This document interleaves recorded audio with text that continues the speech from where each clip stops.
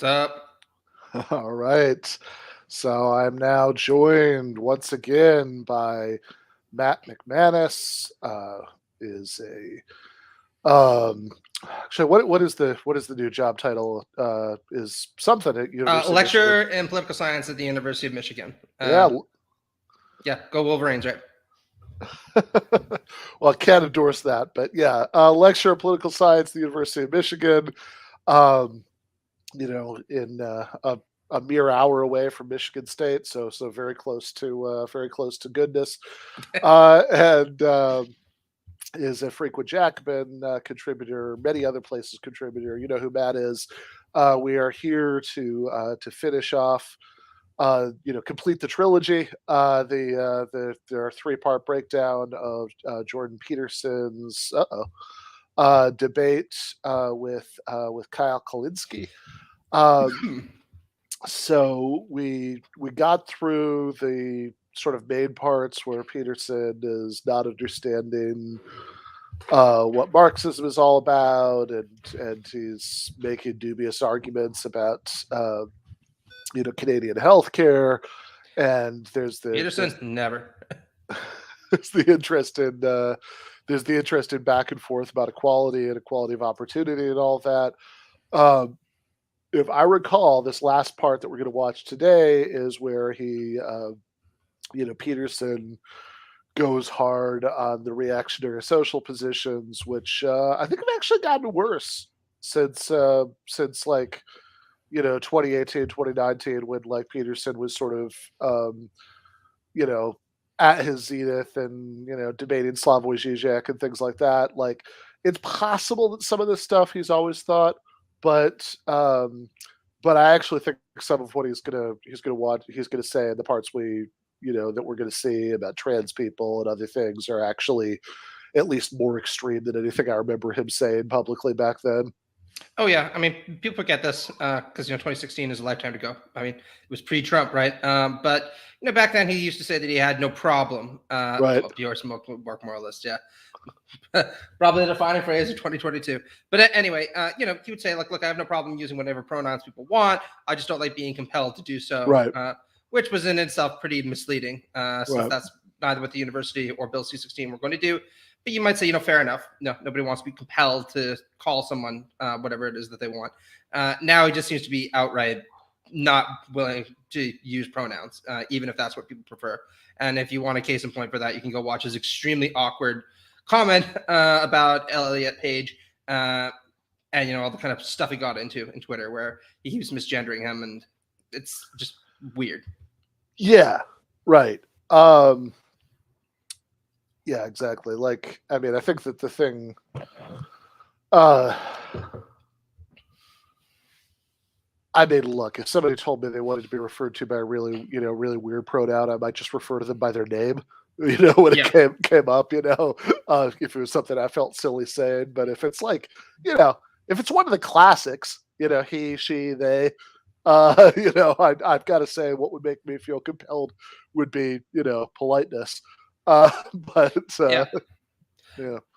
No, I mean, Cody did a really fantastic, from some more news, takedown of Peterson. It's 3 hours long, so it's not for the faint of heart, but you should watch it. But he breaks down that video where Peterson says, this confusing system, it's so difficult, I don't know. And Cody is just like, just call him what he fucking wants to be called. It's not confusing at all. He wants to be called Elliot. Just call him fucking Elliot. Simple.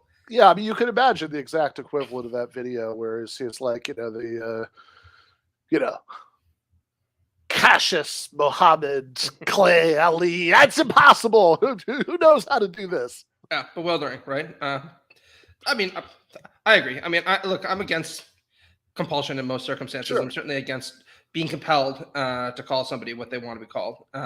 I think that politeness and simple decency really require you to adopt the position that if somebody asks you to call them something, that's what you do. Sure. Somebody were to tell me, call me my lord or something, I'd probably draw the line at that. But the kind of fixation that he has on this and the way that it just gets a rise out of him every time, it's kind of weird. No, it's deeply weird. I mean, I don't like. it's also just strange because like I mean, how much does it even really come up, right? Because like when you're talking to someone, right, then you don't use third person pronouns at all, right? You know, the pronoun you use is you, right? You know, which is gender universal. The third person pronouns are for when you're talking about someone. And I mean, if you're like I again, if you just and you know, if you really don't want to use some pronoun to talk about someone, like you know, if you absolutely hate the pronoun that Bob has asked you to use, there's always the crazy option of just referring to them as Bob, right? You know, Bob said such and such. I know. I mean, it's strange how much difficulties he seems to be wrapping himself into over something that really seems to have a pretty simple solution. But look, I mean, on the broader question of whether he's Uh, gotten more uh, tight-assed about this, I don't think there is any doubt that he's become more reactionary over time. Somebody gave me shit the other day when I was just advertising the Nietzsche collection because oh I yeah, described yeah, Jordan Peterson as kind of moderate conservative in that. And they're like, "What do you mean moderate?" And I was like, "Well, back in 2019, or sorry, 2020, when this was first floating around, and I wrote up the initial proposal, it was more or less like a pretty generic Canadian conservative.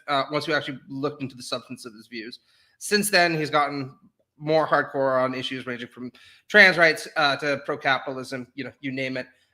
Why that is, who knows? I've seen a number of different theories, audience capture, the fact that he just likes being popular, the fact that Daily Wire just apparently drove a truck ton full of money to his house and was like, "Here, do you want to be a shill?" And he was like, "Okay." Who knows? Your guess is as good as mine, but sure. he's definitely more hardcore than he was Yeah, even no, a I couple think. years ago.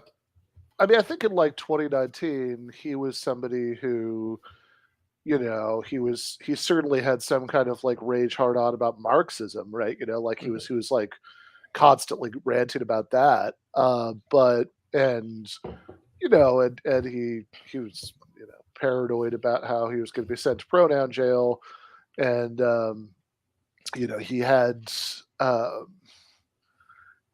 beyond those issues. I mean, there was a sort of ambient sense that he was. He was a defender of like conservative social values, but he did seem like a little bit uh, detached from like day to day like partisan politics in a way, at that point. And that really feels to me like what's changed the most, right? So if people have oh god, I don't remember what it's called, but Slavoj Žižek wrote a piece, I want to say for the Guardian, that was where he was talking about Peterson basically attributed the invasion of Ukraine and the like the war in Ukraine to like some sort of Western civil war about wokeness. It was like Oh deep. yeah, it's from that long video he did. We commented on it actually because he praises Alexander Dugin in that, who, say whatever you will about him, is actually a fascist apologist, right? So Yeah, that's yeah, pretty clear indication. I mean, Peterson called him a real philosopher, quote, which is kind of an honorific term if you think about it. And to apply that to somebody who has nice things to say about Mussolini is baffling. well, it is also pretty striking because there is like the kind of sort of soft conservative that Peterson seemed to be a few years ago Yeah. was this sort of the kind of conservative who would like basically to a great like I remember you calling him an ordered liberty conservative, and like he has a there seemed like he seemed like a conservative in that sort of you know like, well, really, conservatives are the best defenders of, capital L liberalism kind of way, right? Hmm. That like he did seem to care, I mean, quite a bit about like some sort of conception of individual rights,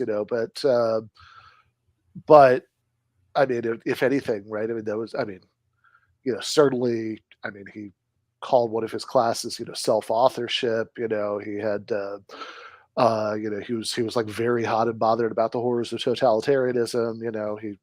He didn't like compelled speech, right?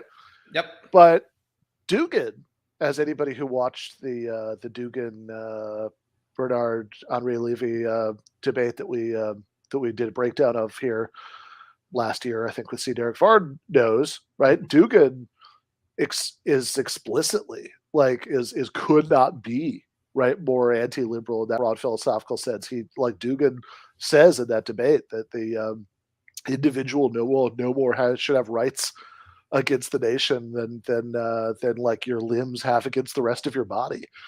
So like absolutely. And it's worth noting, I mean, he's very overt about that in his writings as well. Like in the Fourth Political Theory, he overtly states, look, I'm willing to draw from almost every other political tradition, fascism, communism, except for liberalism, because my stance is adamant illiberalism. That's about as crystal clear a position as you can take in opposition to a political doctrine, right? And so it is unusual to see somebody like you mentioned, who a couple of years ago seemed a little bit allergic to the conservative label. He referred himself as a classical liberal. All of a sudden, saying nice things about an ultra reactionary like that. I mean, these strands were always latent within his thinking. There's only so much Heidegger and Nietzsche you can refer to positively before you start moving a bit in that direction. But they were kind of like flourishes, that added something a little bit different to his classical liberalism. Now these more reactionary dimensions seem to be foregrounded in a lot of his thought, and it's pretty wacko. Yeah, I might have mentioned this before, but I will say I want to give credit where credit's due on this. Stefan Bertram Lee did a stream with me on Sublation where he I think they I'm not an asshole. They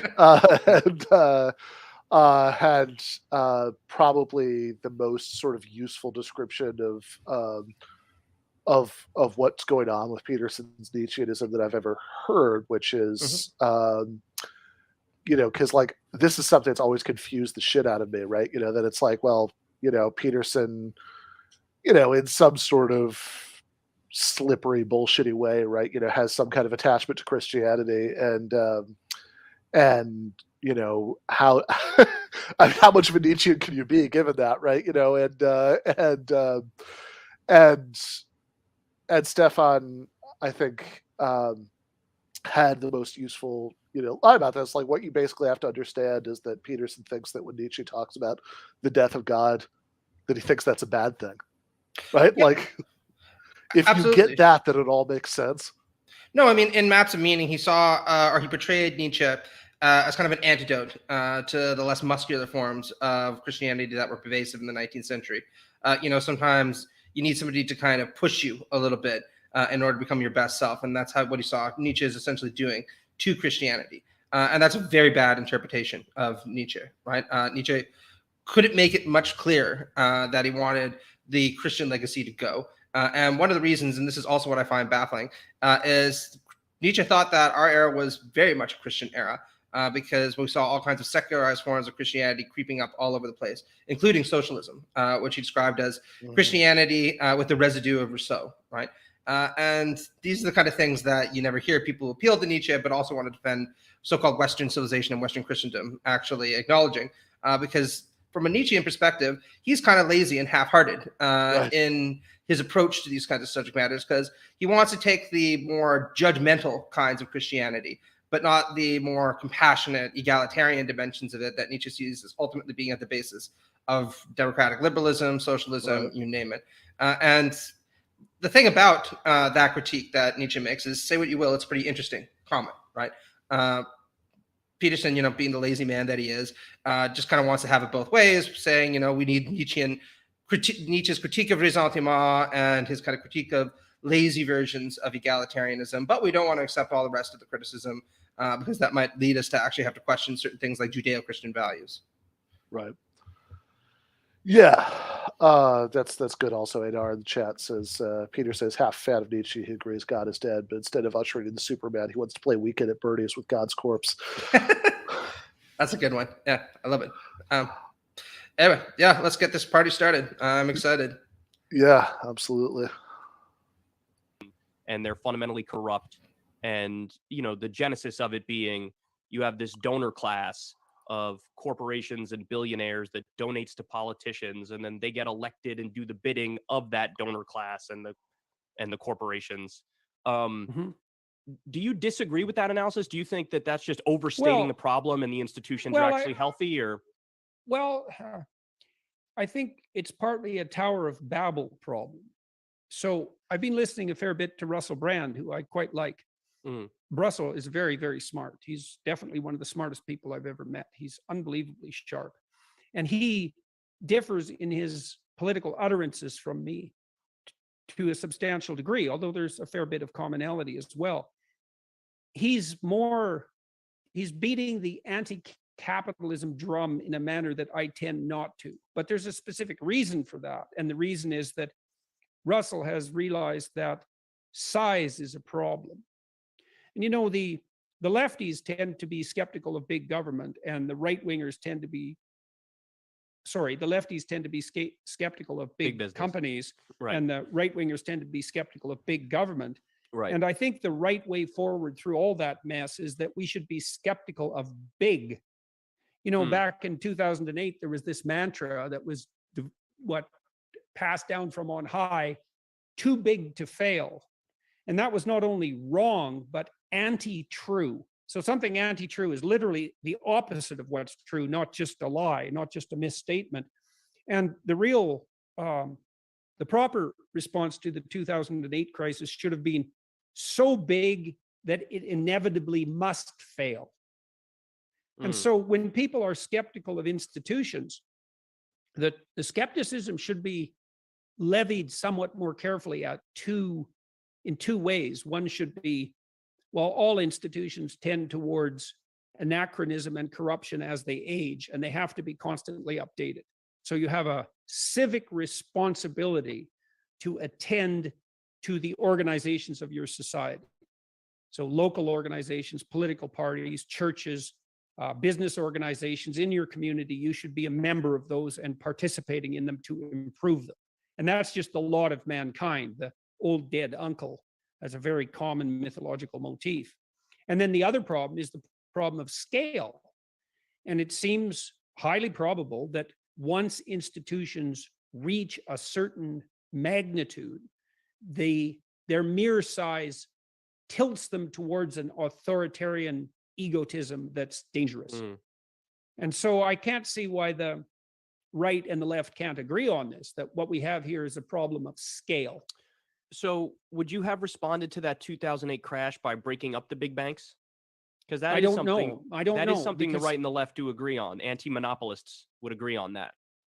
Yeah, well, I mean, I have an objection in principle to overweening and large. I don't like centralized organizations. Right. I think they're inefficient and authoritarian. And I don't know what I would have done in that specific situation, because generally in complex circumstances like that, the devil's in the details. But do you have any thoughts on the bailouts in 08? Any thoughts?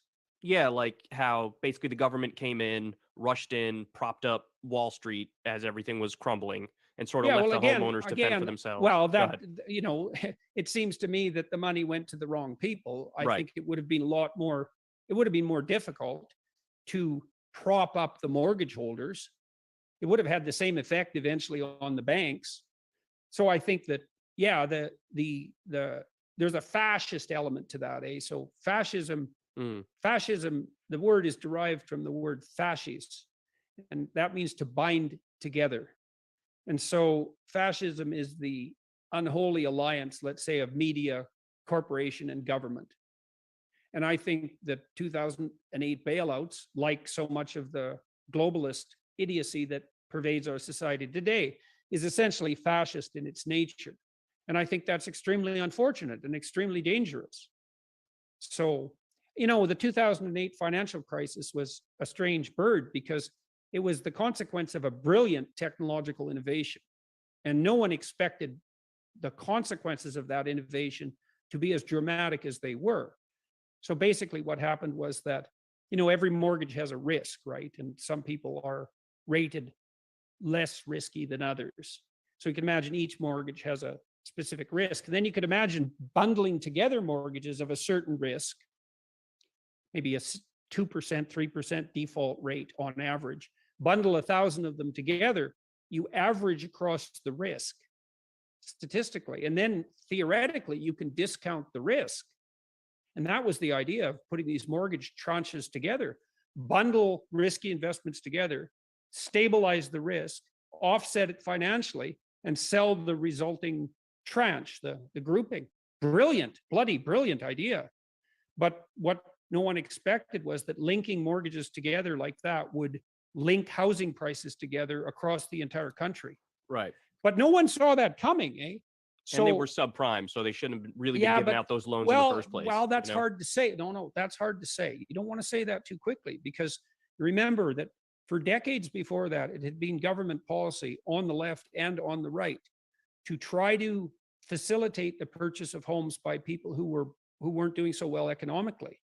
And what that meant was that mortgages were going to be extended to people who had a higher credit risk. And part of the purpose of aggregating the mortgages together in these tranches was to decrease that risk so that more people could have houses.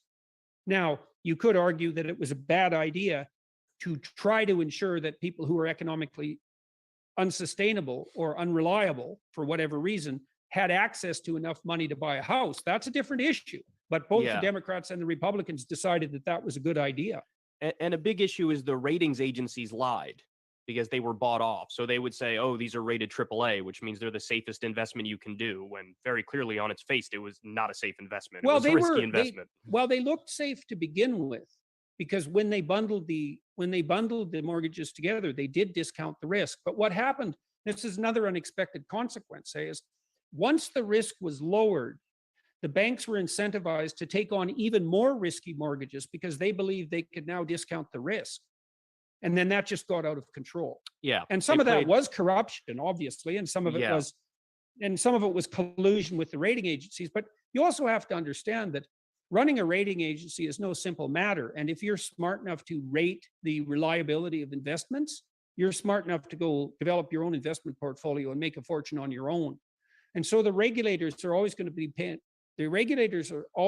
be playing a losing catch-up game with the real financial geniuses and innovators. Well, they were paid by the people they were supposed to be rating. So there was a conflict of interest, right? They were incentivized to say, oh yeah, these are rated AAA, and really it was just a big ruse. People were playing hot potato with very toxic assets. It wasn't just a big ruse. There's a moral hazard there, and it's not trivial, right? I mean, your raters should be independent, obviously, and so your point's well taken there. But there were many factors that went into that catastrophe, and some of them weren't. You can't chalk it all up to corruption, and I wouldn't, because it was complicated. And like I said, that bundling the mortgages together, that was a really smart idea. And no one really did think that, because the theory was that housing prices across the country were going to remain uncorrelated, and they always had. It wasn't until the mortgages were linked together with these new financial instruments that housing prices started to move in sync, and that's what sunk the market. But no one saw that coming. See, remember at the beginning of the conversation, we were talking about the danger of new ideas. You present an idea like that and you say, look, we figured out a way to specify risk and to decrease the investment risk of loans given to people who are less financially stable. Jesus, everybody be clapping about that, because it means you can get poor people into houses. But then the unintended consequence was the whole housing market collapsed. No one saw that coming. Yeah. I guess I struggle with that in this sense. I don't want to presuppose an end of history analysis where we assume that we already sort of maxed out on our potential in a sense. So we always have to be open to new ideas. It's just they have to be intelligent new ideas that can be tested and verified. Yeah, well, that's the big just. Of course, that's all the devil's in those details. I agreed. Yeah. Well, that's also why we have free speech, by the way. Is so correct. That we can test these ideas before we implement them in principle. All right, that sounds like a transition to a new subject. Yeah, and I mean, I don't really have very much to say about this. I think that his characterization, the 2008 crisis, is wrong. Although I do think that he's right that corruption wasn't the sole issue. My argument would be that the issue is structural, right? And that's one of the things that very rarely comes to the fore in his work, in no small part because he does tend to chalk things up to individual pathologies. which you do if you are a psychologist, which he is, right? But beyond that, I mean, they don't really get too much into the details. Also, something you do if you're conservative. Yeah, absolutely, right? I mean, that goes without saying. But I mean, beyond that, I just don't really have very much to say about it because it's not really like they went into the details in any deep manner. I mean, we can talk about 2008 if you want, but yeah, I mean, I don't think there's that much to say about the 2008 part of the, part of the discussion. I mean, except maybe just the really like straightforward point that, they started out, talking about bailing out the big banks, and and the discussion, like the frustrating thing about that discussion is that it was always framed as like, do you like bail out the banks or do you just let them fail as the only options, right? I mean, that you could also nationalize them. That's yeah. not that should be that'll be part of a better discussion about the what to do there. And I think that It's also worth noting that there was a lot of cross-partisan debate about this, so it didn't really cut along the ideological lines you would have expected. I mean, some of the biggest people who were pushing for letting the banks and Wall Street fail were Hayekians, right? There were a lot of Marxists who were cheering them on also, because the Hayekians thought, well, this will get rid of all the garbage in the economic system, and will also get government out of the economy. And Marxists thought if they don't bail out the banks, then it's going to lead to the collapse of the system, because there'll be so much garbage that accrues that the whole rotten structure will fall apart, right? So it's a very interesting time period for political economy. I mean, we've moved on since then, but there's a lot of stuff that can be said about it. Yeah, no, for sure. I mean, I think that, like, okay, so I mean, one issue is Peterson's analysis of the the causes of the meltdown, and I would just say I think this claim that nobody saw this coming is just like factually wrong, right? Like, Yeah. I there are people who definitely did and were writing about it and talking about it, but I guess the thing that actually strikes me as most interesting from what we just watched is the very beginning of it, right? That when Peterson is, who's talking about his new best buddy Russell Brand, and he and Peterson says, well, the left thinks big business is bad, the right thinks big government is bad. My enlightened, bodhisattva view from 10,000 feet is that bigness is bad. That when institutions get too big, that's bad. And that I actually think is like maybe more important and interesting, because that just like, okay, this is maybe going to sound a little simplistic, but I mean, like, okay, let's say from the position of like a black guy in Alabama in 1962 who wants to vote, right? Is your issue the bigness of institutions? Which would you rather, right? That like decisions about this stuff are devolved to the state of Alabama, the city that you live in, or like the United States federal government. Oh, absolutely. And it's worth noting that he's never consistent on this point, and no conservative is, right? So this is something that goes all the way back to Edmund Burke and his distinction between the beautiful and the sublime, or the small and the massive, right? And there are different moments where conservatives will try to present themselves as fond of smallness as opposed to bigness, right? And you can think of these cozy little images of conservative hobbits, going around in their little town and not really questioning things too much.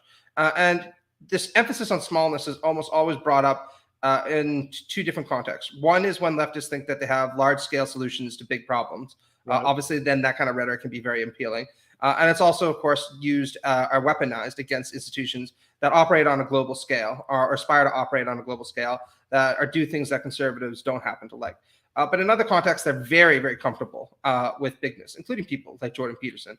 I mean, if you think about the Trump campaign, right?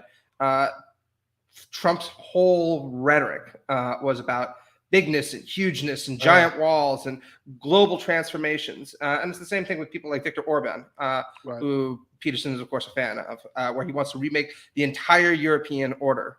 And so in those kind of cases, what's usually associated with bigness is what Burke called sublime qualities, right? Then they're energetic and they're exciting and they're insurrectionary. And Nietzsche, of course, is another good example of this.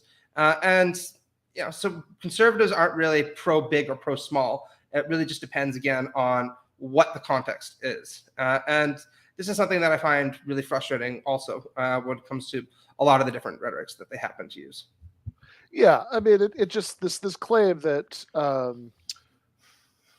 this claim that that institutions become authoritarian because they're too big. I mean, it's just kind of like goofy on its face, right? I mean, think, okay, do you have?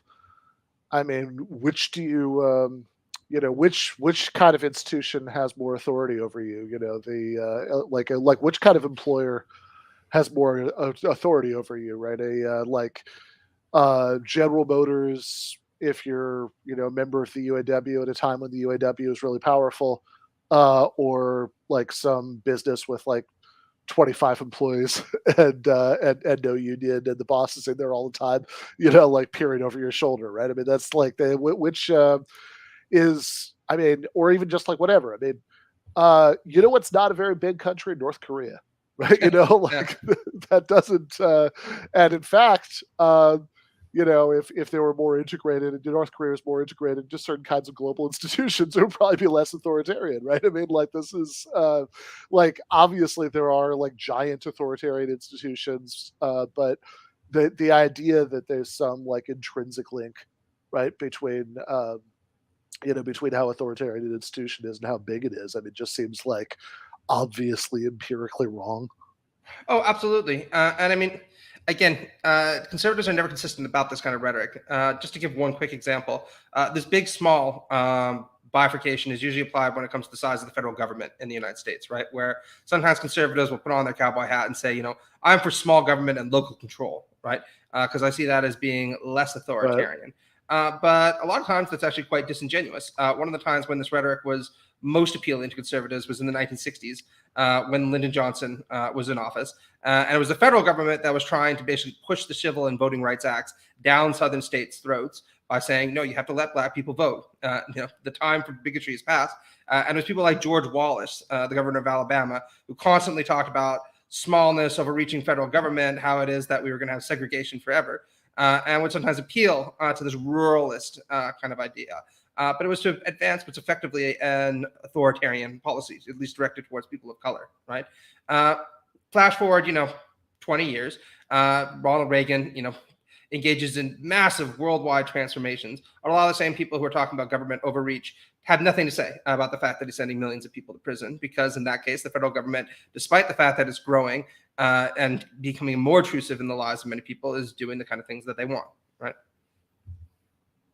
Yeah, no, exactly. I mean, it's anyway, whatever. I mean, do you hear many Reaganites sit there being like, we need to roll back the prison industrial complex because government is getting too big. No, yeah. No, absolutely. All right, let's keep going. I'm as staunch a defender of that as you can get. In fact, while we talk about that, so I noticed just the other day you were banned from Twitter. Now, I'm somebody, nobody can argue against my lefty credentials. Everybody knows I'm a man of the left. Having said that, my solution on this issue of social media censorship has always been, look, we need to expand First Amendment protections. And the way you do that is to regulate these big social media companies like they're public utilities. So if you do that, then basically you're saying this is the new public square and people can speak their mind here. Now, that doesn't mean, of course, you can't, dox people or do direct threats of violence or anything that's actually illegal will remain illegal. But outside of that, you can't censor people just based on political opinion. So, I definitely wouldn't have banned you, suspended you, etc. But I do have a question about that specific tweet that did get you in trouble, because, you said something to the effect of... Just want to say it is funny how many qualifiers he throws out there before he begins. What's that? I just want to say it is kind of funny how many qualifiers he throws out there before he begins, because he knows this is going to be a juicy moment. Yeah. No, I mean, I think it's useful, right? Like I actually think Kyle has the right approach here, which is just say, look, let's just separate out the issues. There's the free speech issue, on which, by the way, I actually have a solution, unlike you. Is kind of you know, he's being very polite and nice about it, but that's like kind of the subtext, right? Yeah. You know, that's like I have an actual policy that would do something about this. But yeah, this The right policy, I should say. totally right. So look, I wouldn't have banned you for like, you know, posting a dickish tweet. But let's talk about the tweet, right? Like, which I think is exactly the right thing to do, because like that, it's like, look, we can't, you know, because like I think very often people who are in Peterson's position on this want to spend all the time having the meta conversation about whether they should be able to say the thing that they say, and I think it's helpful to be able to say, yeah, you can say it. Now let's talk about whether it's right. No, absolutely. I think he made the right choice, right? Because if this was going to be a debate around free speech and cancel culture, then obviously that's exactly what Peterson wants to talk about, because that's where his strength is, right? And, you know, you and I have been critical of that in the past, Sure. and we might even end up agreeing with a few points that he makes. But by saying, you know, just immediately, right, don't want to talk about that, agree, you should be allowed to say these kind of things without censorship. But actually, let's talk about the substance of what you were chatting about, and do you actually stand by a lot of that? Really, really quickly, doesn't even allow him to kind of transform this into a discussion about these subject matters, and moves us right to the heart of just how wacky what he was getting at actually was. So we should watch this because it's a lot of fun. But yeah, no, he did great with this. It's a fantastic approach. Yeah. You know, I don't think I'm in trouble. Twitter banned me, but I don't consider that trouble. That's fair enough. Fair point. But you said something to the effect of, remember when pride was a sin, and the criminal physician. And Ellen Page just had her breasts cut off by a criminal physician. Exactly. So my question is the physician really criminal? If you agree that adults can decide to transition, then why would the physician be criminal? Don't adults have that right if they want to transition?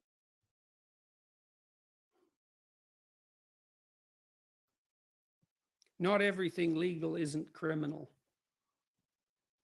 And do they have that right?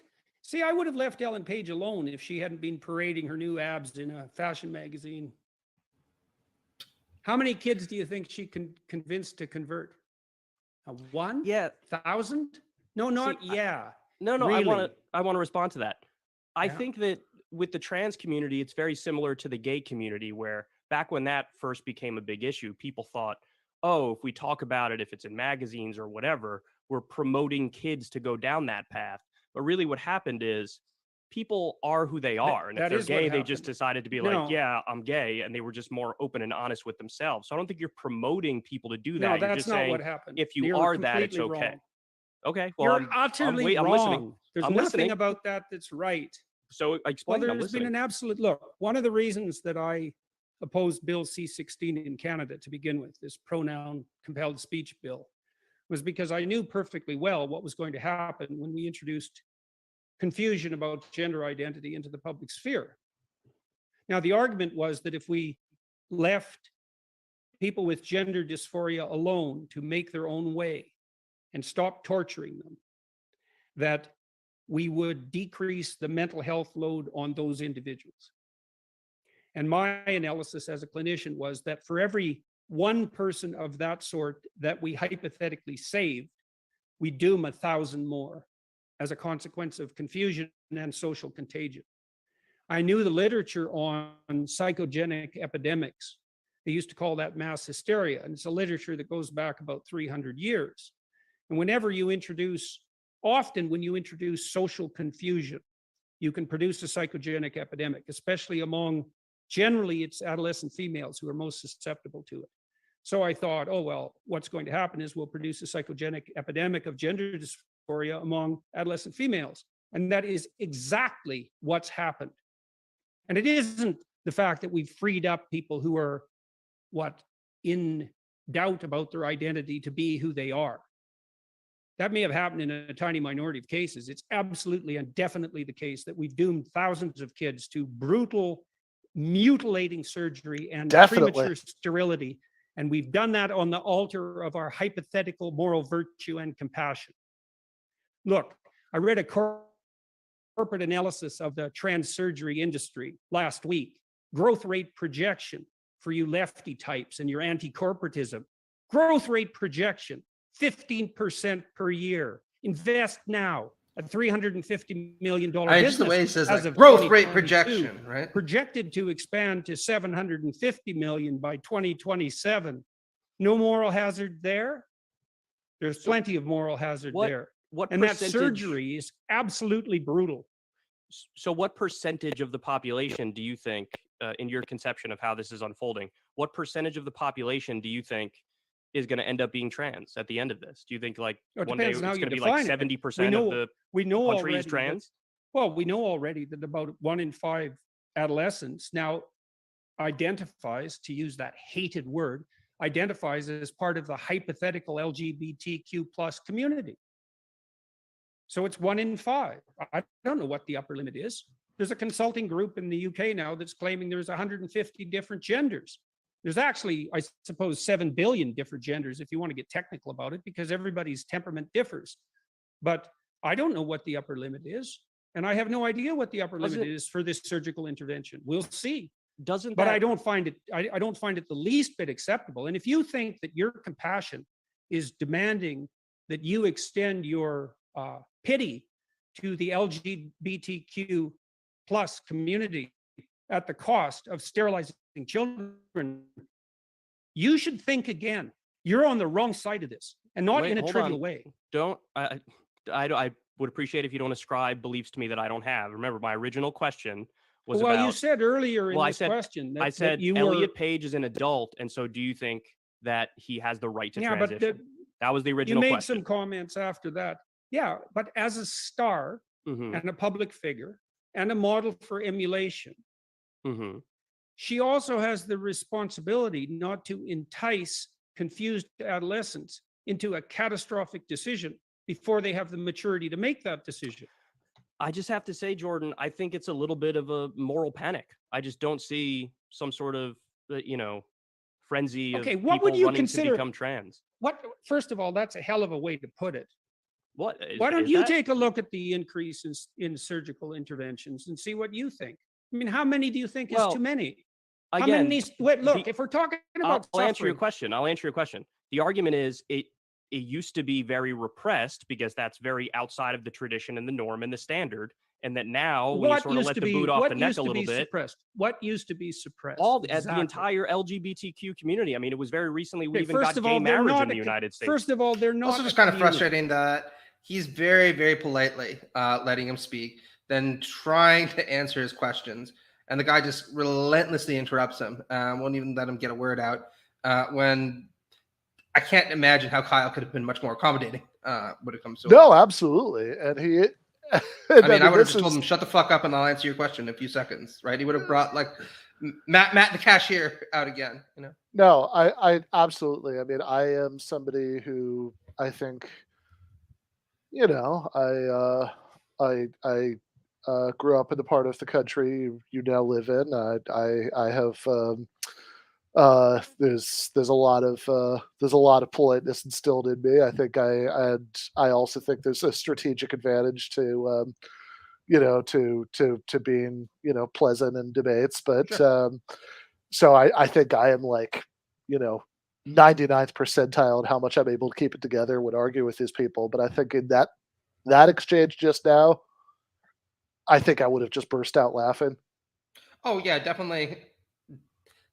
Some of his character, some of his ways of speaking, and the kind of characteristics he assumes in this debate border on like self-parody, right? Yeah, When he because it's sits just there, so dramatic and goofy. I mean, it's like he's just not everything that's legal is criminal, right? yeah, What the fuck that's does that even mean? and you are absolutely wrong and definitely wrong, and like Or it was just it like growth projections? Growth Growth projections. no, it's so silly. Yeah, I mean, absolutely. Like, and I mean, like if I were trying to do a Peterson impression at a bad one, I would more or less have just done that bit. yeah. Yeah, no, that's fair. I mean, it is like Peterson is just being so absurd here. I mean, on the actual substance of the argument, so there's a point where Kyle, in a very understated way, like I said, probably much nicer than I would be able to get it together to be in this this particular conversation.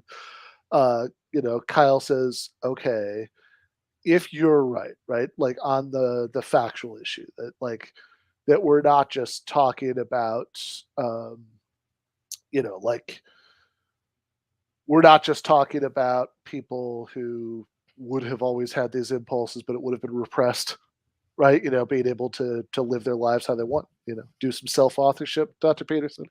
But we're talking about some sort of, how, whatever term he used, the contagion or whatever. And in fact, psychogenic contagion. yeah, and it's such an out of control one that, like, just Elliot Page, like, having his picture in a magazine, right, with the abs is like enough that that whatever, tens of thousands of like young girls who would have just happily lived out their entire lives as girls and women, like, saw the fashion magazine and, like, rushed to the the nearest gender reassignment clinic. It's also very telling about the kind of attitude he's taking to Elliot's transition, right? Because his argument is, I wouldn't have gone after him unless he had to go parading around, showing off his new abs and all that kind of stuff, which is a very similar attitude homophobes used to take when they'd say, I don't have a problem with what people do behind closed doors, but, why do you have to be walking hand in hand with a man in the middle of my streets, in front of my kids? And then try and pretend that isn't some kind of bigotry. I mean, Elliot Page, if he wants to appear in a magazine and show off his abs, can do that if he fucking wants. It's his life. He's an adult. I didn't read the article, and I frankly don't really care very much, but that's his decision. He seems happy. Good for him. You're not reading fashion magazines all the time. I can't say that I am. No, I have too many trashy conservative books to read. Yeah, no, fair. Fashion magazines would probably be a nice break, but yeah, then like, no.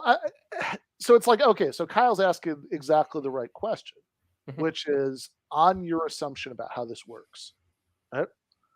And there's a factual question, and I'm even open to, like, whatever. I'm not going to claim that I'm some sort of an expert in the relevant literature on this. I kind of don't think Jordan Peterson is either, but whatever.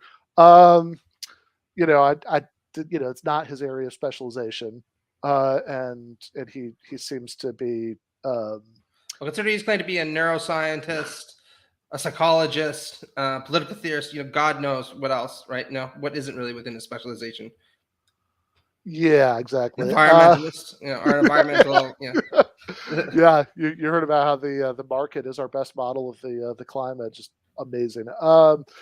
But yeah, no, absolutely. So it's like whatever. I mean, I'm open to the idea that there might be things about this that I don't understand or surprising or whatever. But, like, given Peterson's assumptions, which certainly strike my uneducated ear as, like, pretty hyperbolic.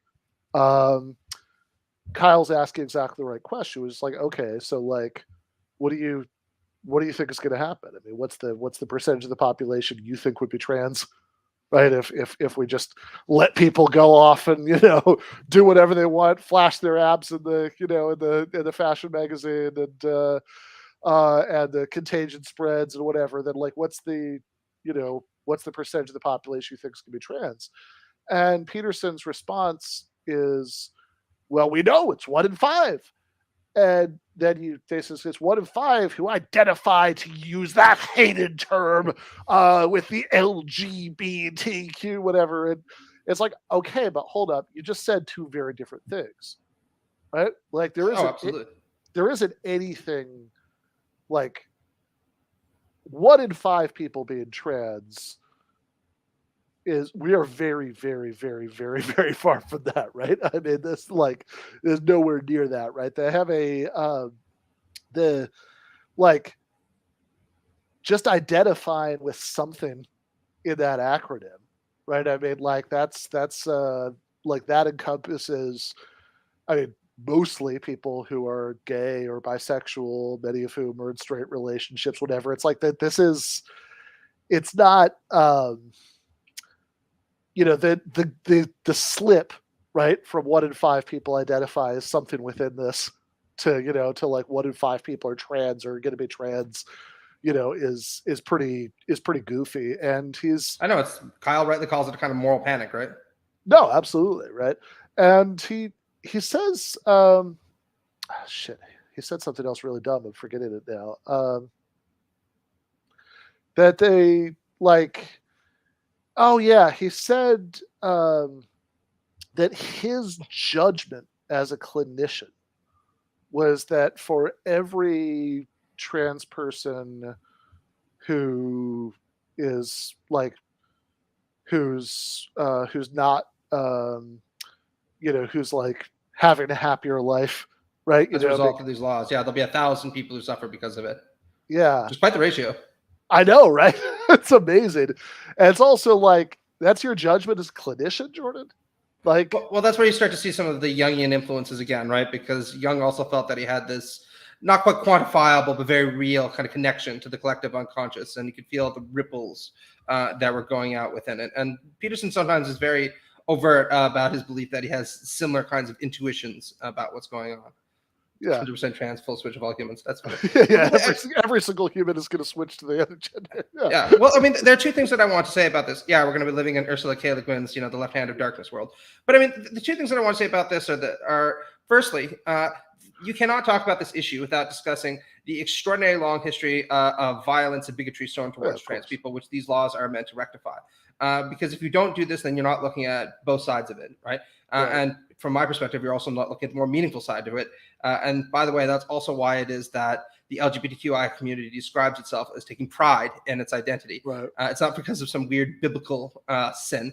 It's because their community has long been marginalized, long been attacked, and they've survived through all of that. Much like, for instance, the Israelites survived and took pride in that and stated so routinely in the Bible. And I don't, Peterson would take any issue with that, right? The second thing that I think is really important is there's an intelligent debate to be had about when people can begin things like a transition responsibly. Do I think that 1 or 2 year olds should be allowed to get gender reassignment surgery? I would probably say no, right? Sure. But by the time you hit 12 years old and you're starting to develop the kind of feelings that makes you think that you're in the wrong kind of body, then maybe you can start experimenting things with like new clothes, puberty blockers. And I'd like to point out that this is the way that laws are structured almost everywhere that permits things like transition surgeries, where you have to inhabit a new gender identity for a given period of time. You have to dress like that. And you have to go through a very rigorous process before you can take something as drastic as transition surgery. And where the line is and how quickly people should be allowed to do this, again, not my area of expertise either. I'd probably look to something like ContraPoints as a guide on this one. But the fact that he thinks that all of a sudden we're just going to have this wave of 8-year-olds going to chop off their organs is completely out of whack. Absolutely. And look, I do think I mean, this is something, well, different people for different and sometimes opposite reasons didn't like my comments about this on Rogan, but I do think that the issue you mentioned is a legitimately complicated one. I don't have I mean, if you talk to trans people, they'll also tell you it's complicated, right? This was not a decision that they made lightly. It's a complicated one, and it's a long process. There are trans people who are gender clinicians, which, by the way, Jordan Peterson is not. When he says, in my judgment as a clinician, he just means that, because he's like a psychologist of some kind, right? That means that his judgment on this area of, that's totally unrelated to what he does, is this extreme crazy, for every person who's helped, there's gonna be 1,000 who are gonna be hurt. But it's there are people who are A, trans, and B, actually work on gender clinicians who will tell you that it's incredibly complicated and and there are real moral dilemmas and etc. And I believe all of that, right? I think that I don't go around spouting off opinions about exactly how old you should be able to get this or that, or how much, if you are underage. I mean, I think that the issue about adults is very simple, right? I think that I agree with what Kyle said earlier. I think this is a really straightforward issue of medical autonomy, right? I mean, I think if you're an adult, right, you should be allowed to do what you want with your body and your life. But in terms of how much medical gatekeeping there should be, et cetera, underage, I know these are complicated issues that people who know enormously more about it than I do, have a lot to say about. And what exactly should the laws be? Are the ones that are in place in various places, which are not the same everywhere, like right, or do they need to be adjusted, whatever. I'm going to stay agnostic about all that stuff because like I just don't have the relevant expertise.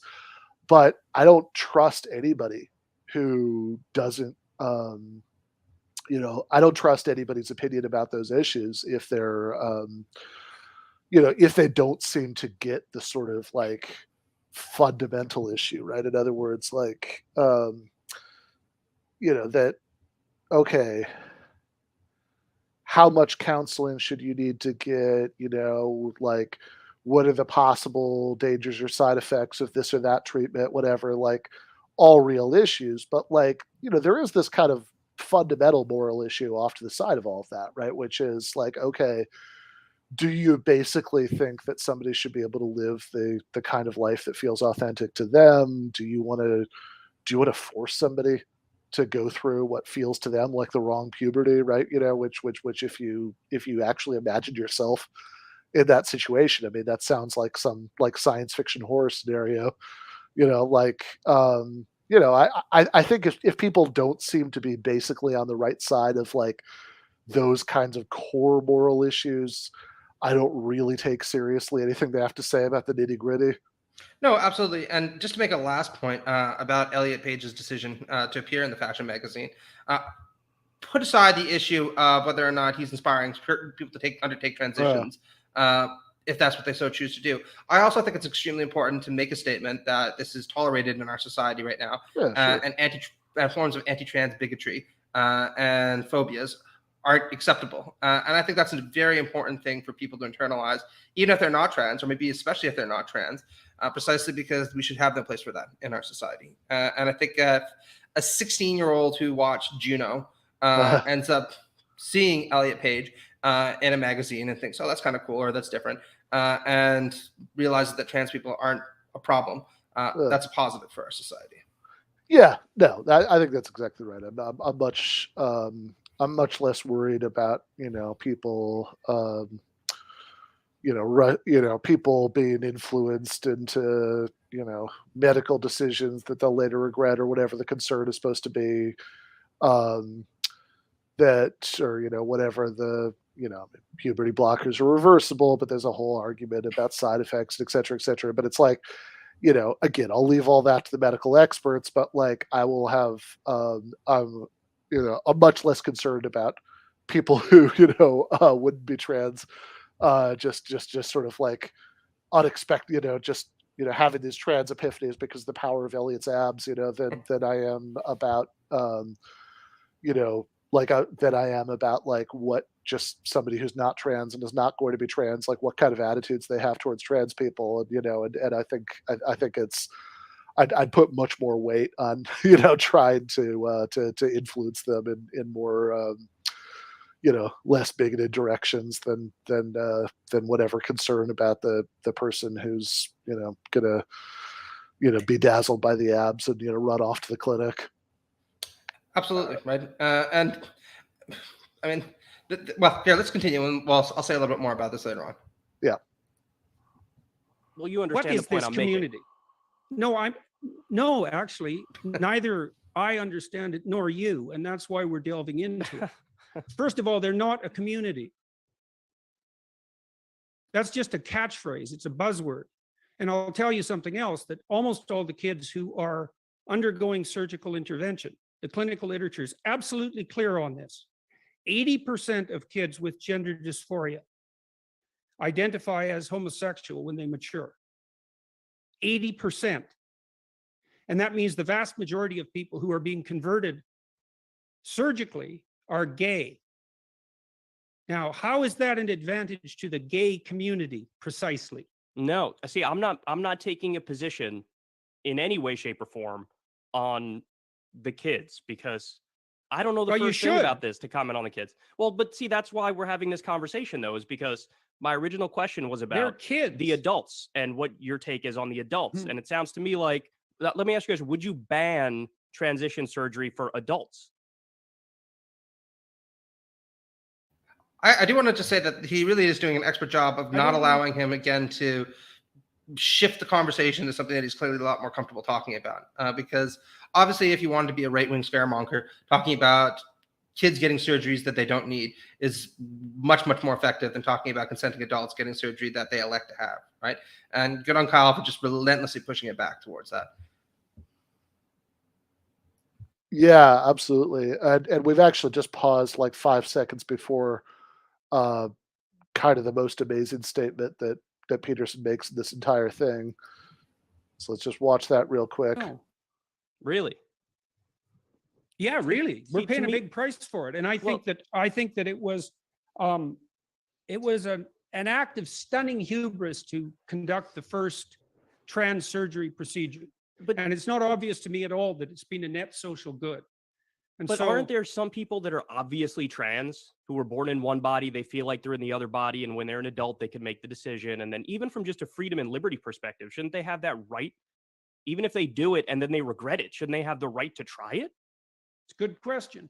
I mean, it's a tricky one, right? Because there's all sorts of surgical enhancement procedures that are it's not obviously appropriate to make them illegal.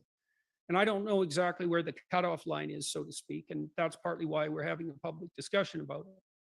But this entire argument, in many ways, is stated so idiotically that it almost defies description. I mean, what do you mean feel like you're in the wrong body? Well, What kind of measurement is that? No, hang on a sec. I was going to There answer. are rules for these sorts of diagnostic decisions. Mm-hmm. Okay. The rule is that you have to make a valid and reliable diagnosis. That's if you're diagnosing depression or anxiety or obsessive compulsive disorder or cancer or anything like that. There are standards that you have to abide by in order to make a diagnosis, in order to fulfill the obligations of your professional college. If someone comes to you and says, I feel like I have lung cancer, that is not sufficient grounds upon which to formulate a diagnosis, much less proceed to surgery. Mm-hmm. And so the question is, what do you mean by feel? What is that? Is that an emotion? Is it a motivation? Is it a philosophical conclusion? What is it? Let me explain. feeling? Let me explain to you what I mean. So I've been doing my show for about a decade, and about 2 or 3 years into doing my show, there were, some stories here and there that I covered about the trans issue.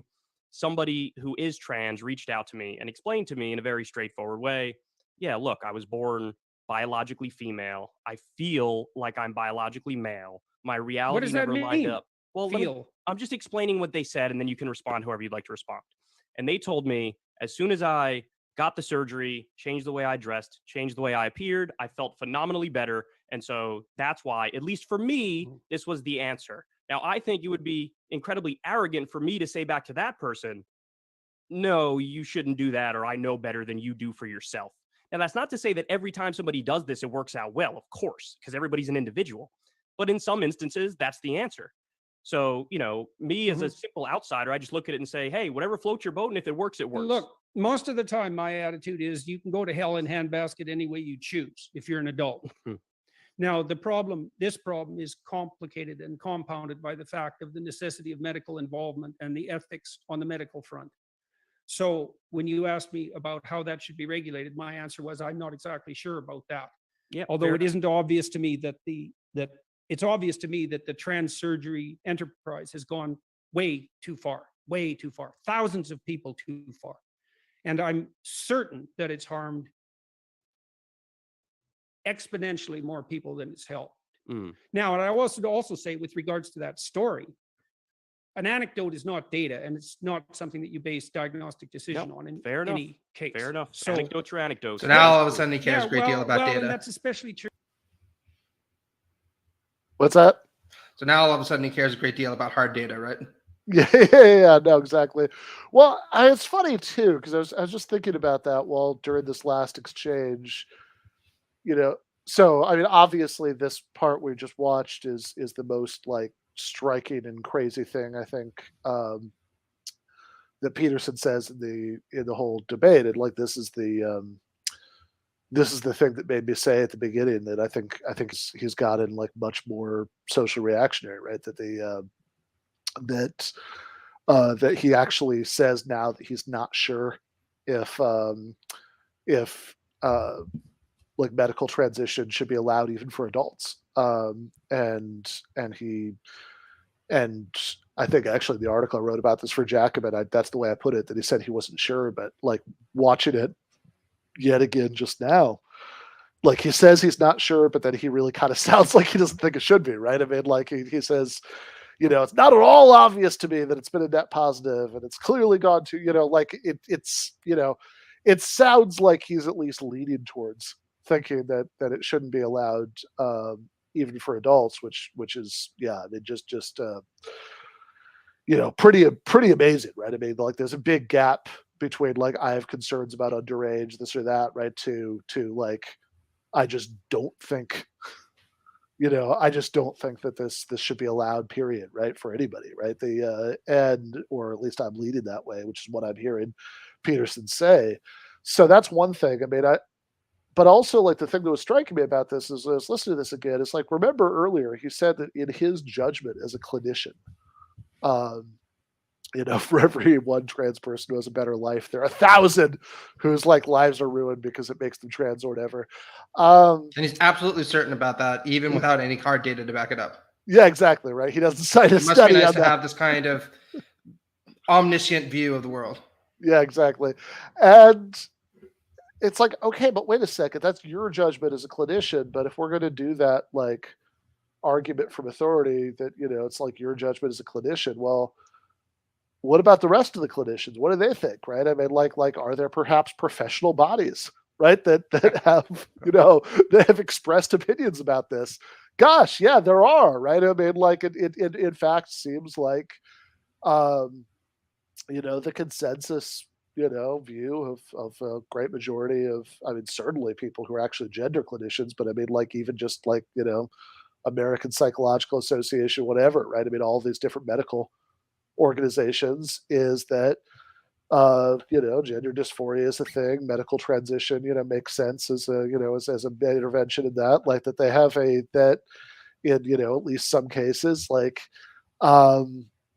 it just seems like he really wants to have it both ways, right? That like he's certain that the medical establishment is wrong, and also you should listen to him because he's a doctor. Oh yeah, absolutely. And I mean, this isn't the only time he applies that kind of double standard. Think about the comments he made at Rogan about the environmental crisis, right?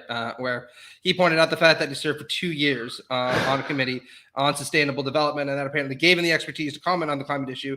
But the 97% of people who actually study environmental science who claim that we're contributing to global warming or climate change are just completely dead wrong, or they have no idea what they're talking about, right? So he's a pretty slippery person when it comes to those kind of things. Oh yeah. Well, I mean, actually, even earlier in this debate, right, month ago or whatever, when we were doing part 2, he said that he was sure that study of the health systems in all those different countries is wrong, because he's designed studies, and therefore he knows about like any study on any subject, no matter how far from his areas of expertise that you put in front of him, he could just immediately form a judgment about whether that's like a legitimate study or whether it'd be possible to do a study in that area that showed that thing, right? So it it's amazing. Like it's such a stupid, like, I mean, yeah, I guess in some ways. I mean, let me reiterate, right? No man who talks about ideas making the world in a more than metaphysical sense has any right to sit there and chastise other people for overstepping their disciplinary and epistemic bounds, right? But I just want to make one kind of quick point politically here. Let's put aside the kind of political issue of how to resolve these things, because I'm not an expert, you're not an expert, and we've already made clear that Peterson is not an expert on gender dysphoria and trans issues and the psychology behind that.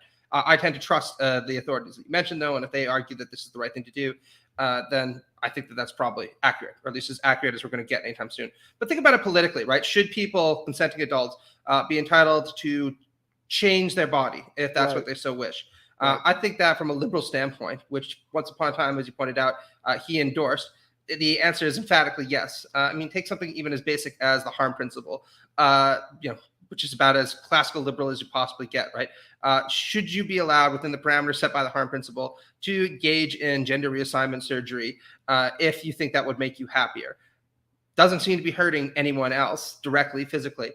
So the answer is obviously yes, you should be allowed to do so. And when he's appealing to you with these very vague notions of the influence these ideas are going to have down the line, is very clearly a kind of reactionary idea of harm that goes well beyond what would be acceptable to any kind of liberal, right? And it does really testify to how far he's come, because once upon a time, Jordan Peterson would probably acknowledge that and recognize that.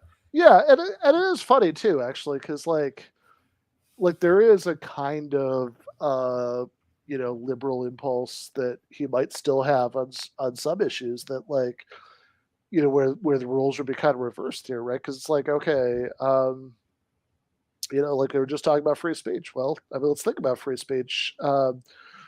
A lot of times, arguments about free speech play out about whether you should make sure that certain really harmful, ideas, aren't circulated, because we, the wise censors, could decide, could determine, which ideas are harmful. And, and it's like, well, if you think that's bad, right? Because people should be able to do what they want and, make the mistakes they want and, and all that stuff.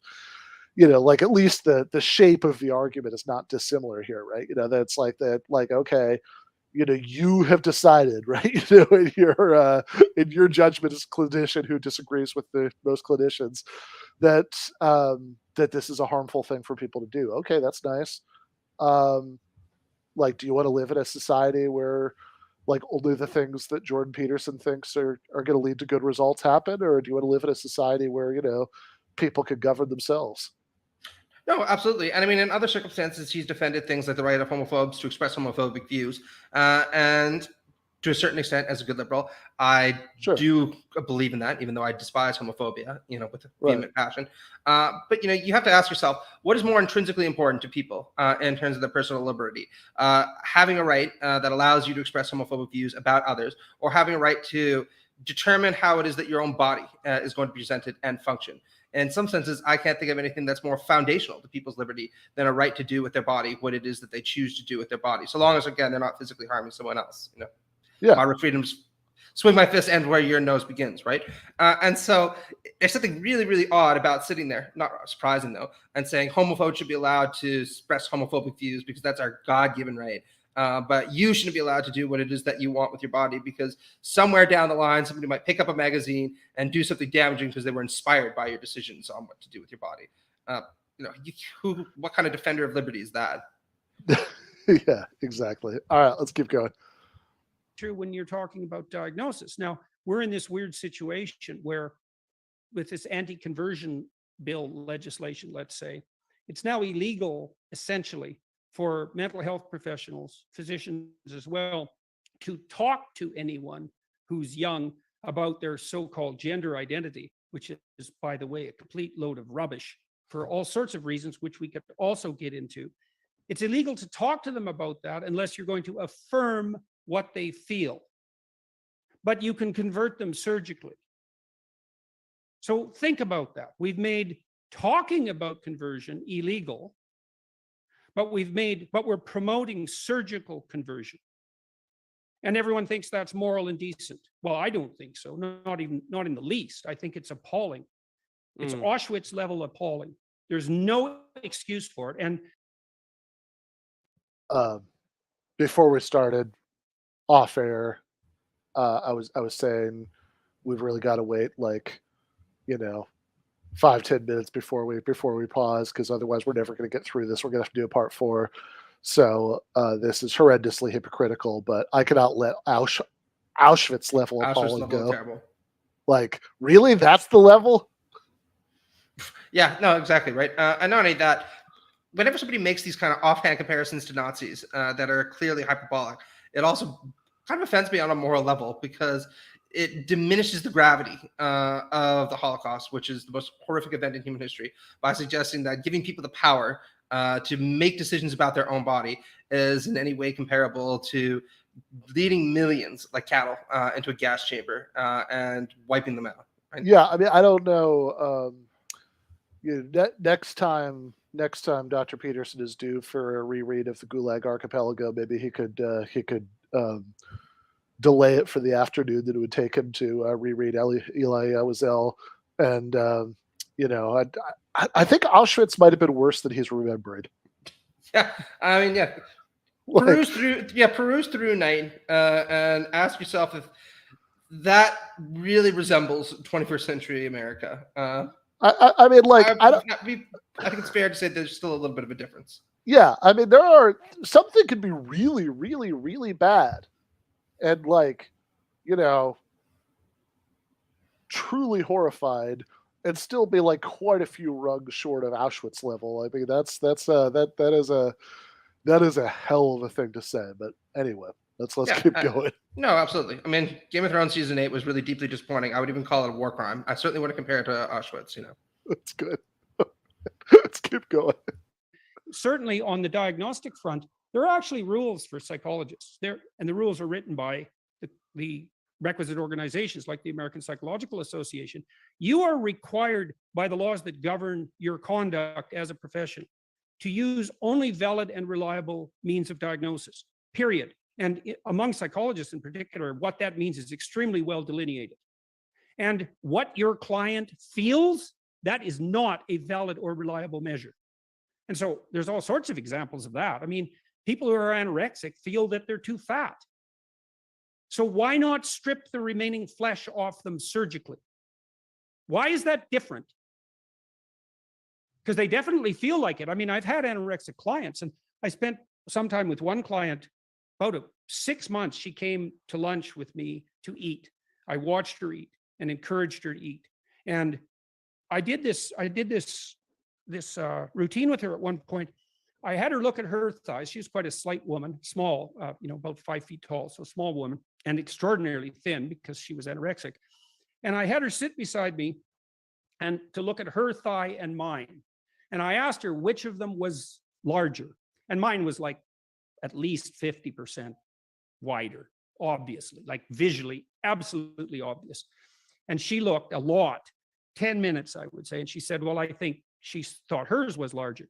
And so I said, okay, I'm going to do something. You watch me very, very carefully to make sure that I'm not performing any trick on you. So I put a piece of paper under my leg and a piece of paper under hers. And I just traced my thigh. I traced my thigh on the piece of paper first. Then I put it under hers and traced her thigh. And then I showed her the two tracings. And her thighs were 1.5 inches in on mine on both sides. And she probably looked at that piece of paper for 15 minutes.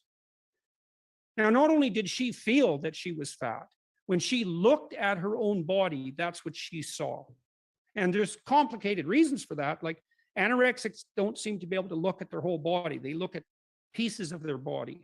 And then they can't tell if the musculature and the skin there is fat or if it's thin. They lose the ability to see themselves as a gestalt. And not only do they feel that they're fat, they see that. So what is that? Does that mean they're right?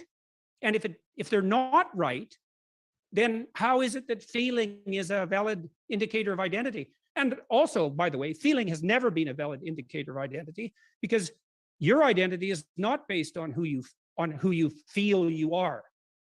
That is a theory of identity that is so shallow that anyone with a shred of intellectual pretension who utters it should instantly be ashamed of themselves.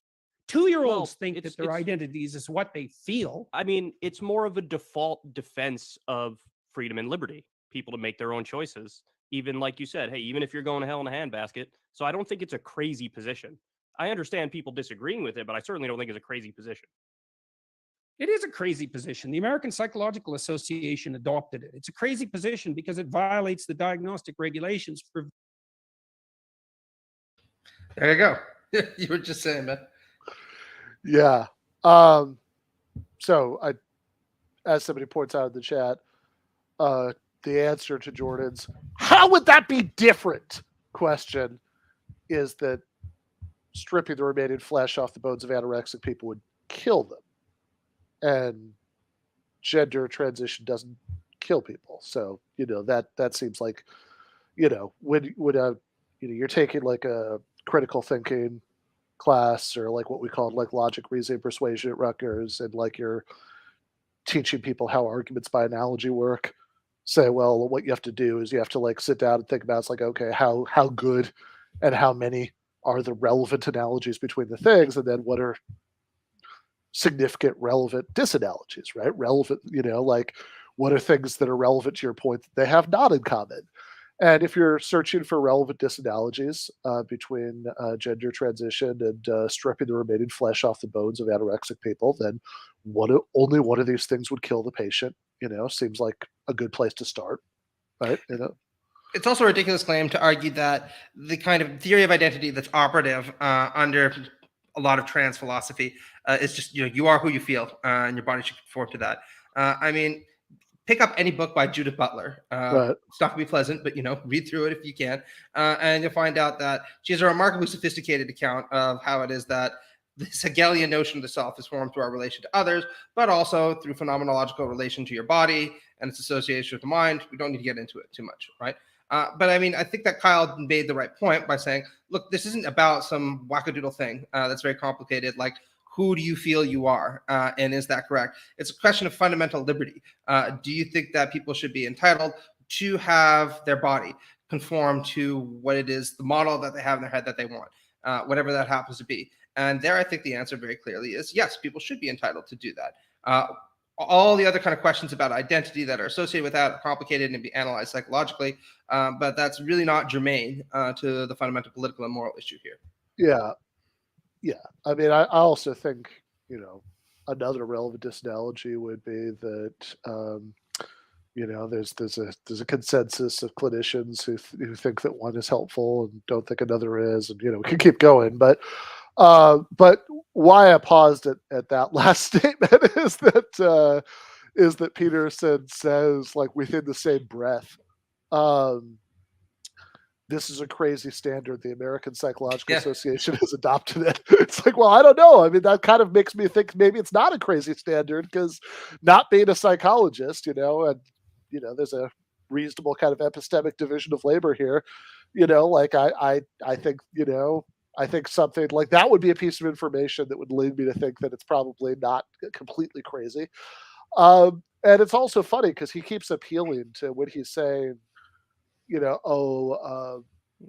are widely accepted and widely known beliefs in my field, except for the fact that almost everybody happens to disagree with my own perspective on them, right? And it's kind of a baffling thing to admit. Yeah, exactly. It's like because he's saying, like, oh, this is a bad way to think about identity because we have these clinical standards, but except for these clinical standards that I don't like. Yeah, that happen to be supported by a majority of the people who actually practice in my field, some of whom have more expertise in the subject matter than I do. So yeah, that was a very kind of funny moment, right? But again, I just want to kind of foreground that I really think that while the issue of identity and transition is extremely important from both a descriptive and philosophical standpoint, and I also think that it does have a certain moral weight in terms of how likely it is that one is to be happy with a transition. And I know that because I've talked to people who say that there are complicated feelings and complicated thoughts that go into any of this. In terms of, again, the fundamental question of whether or not people should be allowed to undertake this, I think the answer from a liberal standpoint is extremely clear. No, absolutely. I think that I mean, if you don't, if you don't believe that people on some fundamental level, have at least a strong default right to do whatever they want with their bodies as adults, then you really are headed into Duganland. But anyway, let's keep going. Validity and reliability. And if the argument is you have the right to go to hell in a handbasket in your own manner as an adult, well, we could have a discussion about that. That still begs the question of, do surgeons get to help you and still abide by their medical ethics? That's a different issue. So, all right, I think everybody understands your position on this now. You're on the record and you fleshed it out. I will ask you, I mean, so to speak. I saw you talk to Dave Rubin the other day, and you made a point that you don't think that somebody in the chat pointed this out, but I think it's even more appropriate here. Jordan Peterson talking about how leftists are a bunch of shallow people while chumming around with people like David Rubin is pretty remarkable when you think about it. Yeah, absolutely. I think that they. I mean, I've read both of like Dave's books, and I have to say that weightless in terms of their intellectual substance would be an insult to weightlessness, right? Is there such a thing as like negative being? That's pretty much the only way to describe them. Yeah. Right. Yeah, exactly. Also, he just, I've got to say, like, he just misused begs the question. So, can't let that go. But anyway, let's keep going. You also conceded that you don't think it works. So why should it be allowed? First of all, I don't think it was an issue. It was just How many interesting you people were made that doing point because conversion? he said, well, has anybody successfully de-gayed?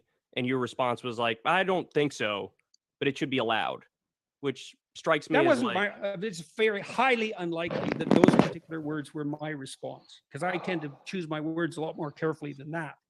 So yes, I don't believe that there is any evidence that people have been successfully de-gayed, although I don't know the studies.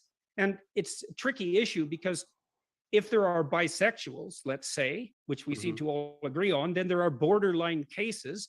And I suspect that there are bisexuals who decide to live a straight life.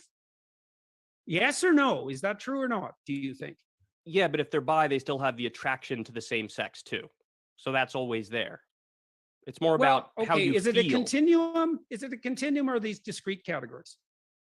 I think it's all a spectrum, yes. Okay, then there's going to be some people who are mostly gay, who are slightly bisexual, who decide to live a straight life. Sure. But they'll always have they'll always have some sexual attraction to the same sex is the point. So they're bi no matter how they live. Heterosexual monogamous men generally have some attraction to other women. True, that's right. So Right. you could say they're technically that's polygamous. That's right. Polygamous. There's Right. neither here nor there. A lot of this is decision, and the degree to which people can decide which lifestyle, so to speak, they're going to choose, that's an open question. And all this rush to ban conversion therapy, well, first of all, it was an absolute catastrophic mistake.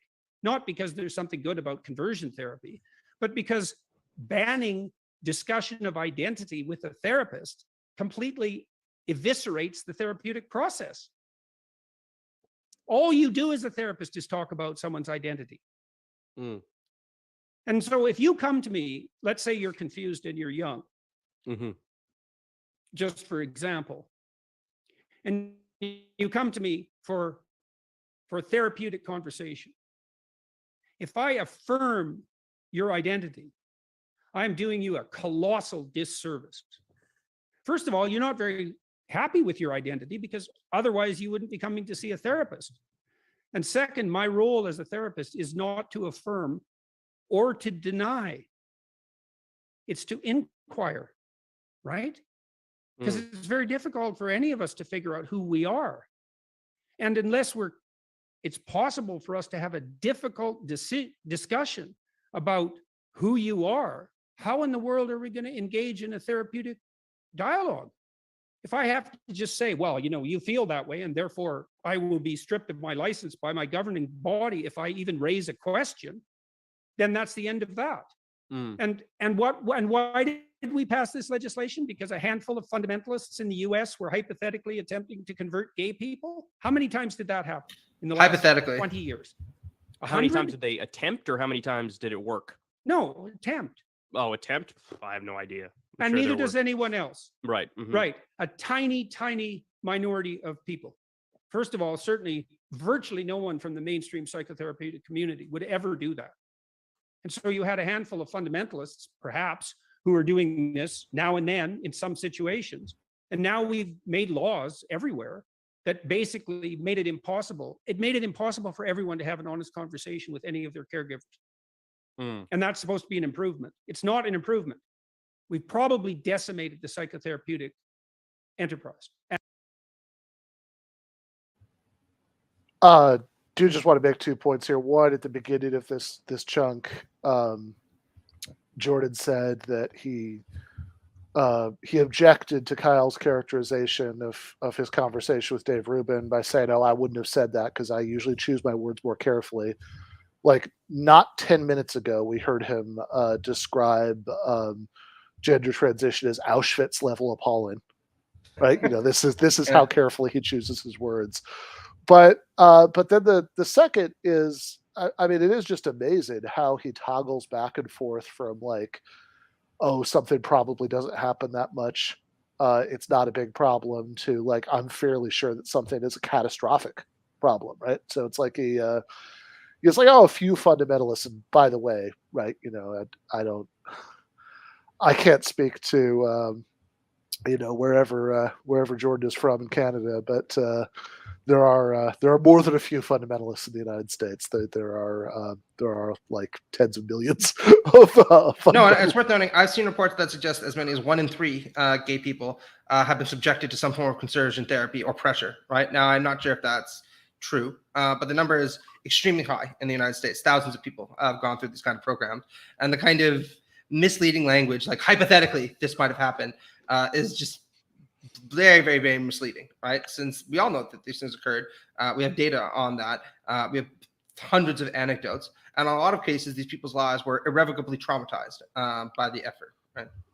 Yeah, but Or by the like, experience. Excuse me. well, if mainstream if like mainstream psychologists would do it, if only like fundamentalists would do it, then it can't possibly be a problem. Is like, I mean, it's a pretty wacky statement to make. Just like, I just I just went on a 2-day drive from mid Michigan to Georgia. So just based on radio and billboards on that drive, I have maybe a better sense than Jordan does right now of exactly how many fundamentalists there are in the United States. And that is quite a few people. So No, and this is one of the appalling things that he does tend to do, right? I mean, let's take a bigger contrast that he sometimes makes, where he expresses anxieties about creeping authoritarianism. Now, you and I have both been critical of various elements of the woke Sure. left. So people like Mark Fisher, so people like Wendy Brown. There's some important things to say here. But in terms of the existential threat to democracy that exists in developed countries right now, I think it's very, very clear that we're facing efforts by actual anti-Democrats. I mean, just look what's going on with the Arizona GOP primary, right? And they are hungry to actually impose authoritarian rule. And they're looking to countries like Hungary and Russia as exemplars to import to places like the United States and Canada. You very rarely hear him say anything about that because apparently, according to him, the biggest threat to our security and to our democracy right now are woke mobs online. And you see something very similar here where he expresses this extraordinary panic about thousands of people who might be impacted by the trans agenda, while completely downplaying the thousands of people who have already been injured by gay conversion therapy, and using language like, well, hypothetically, this might have happened. Who knows? I'm just not sure. What are you even Right. He's like, oh, maybe this has happened a few times. We have probably decimated, the practice of psychotherapy by, passing laws restricting it. It's like, okay, like, what is any of this based on? Like, I mean, like you don't like this is like just both of those estimates of impacts are so weird. It's also just worth saying that, I mean, to be clear, right? Look, I'm open to being corrected about this. I mean, I haven't looked at the wording of any of these laws, but I assume that any laws we're talking about against conversion therapy are specifically laws against making kids, right, go to that, right? I mean, that if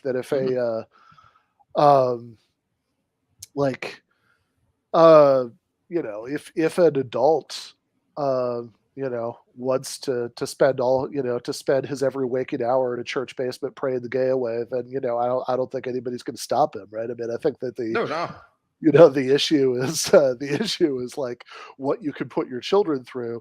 So there's a pretty obvious double standard here with his which I think is what, in a very sort of polite, understated way, which I think is what Kyle's kind of trying to bring out by bringing this up right after the discussion about the trans issues. But in any case, I'm trying to be aware of the time here so we can try to finish up by 10. So let's keep going. Rock and roll. And possibly the medical enterprise as well, because you cannot ask now the kinds of questions you have to ask if you're a therapist. If you came to me and you're confused about your sexuality, maybe your promiscuity has gotten out of hand, I don't know what it is, or maybe you haven't had sex with anyone for 5 years. There's the two opposite ends of the spectrum, and that's disturbing you. We're going to have some pretty damn difficult conversations about your identity. Yeah. Mm-hmm. True. Well, now we can't. Yeah, that's very strange. That's certainly not not yes, good. it's catastrophic, and it will do no good whatsoever. And to ally that with the allowance and insistence now that the surgical conversion route is both appropriate and effective, and that it'll somehow reduce suicide rates. There's absolutely no evidence whatsoever for that claim, by the way. That's an outright lie, that claim. Dr. Peterson, I don't want to take up too much more of your time. You've been very kind with your time with me, and I really appreciate that. I guess I'll ask one more question. I'm very curious your thoughts on, obviously, we just had this big Supreme Court case here in the U.S. where Roe versus Wade was overturned, and now it gets thrown back to the states, and the individual states will decide what to do with abortion. And now, as we speak, at least 13 states have fully banned abortion. What's your take on Roe versus Wade? Do you think it should have been upheld, or do you think it should have been overturned? And what's your feelings more generally on the issue of abortion? Well,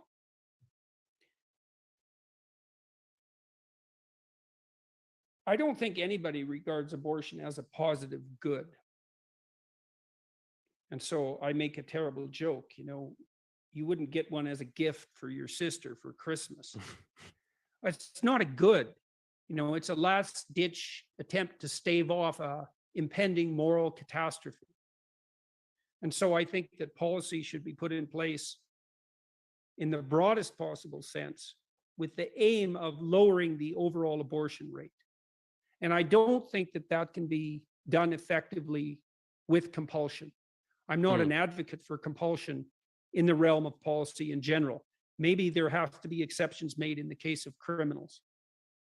But that's complicated too. But generally, if a policy requires compulsion, then it's bad policy and it's counterproductive. Do just want to briefly interject to say that that is the most vapid thing that you could possibly say about coercion.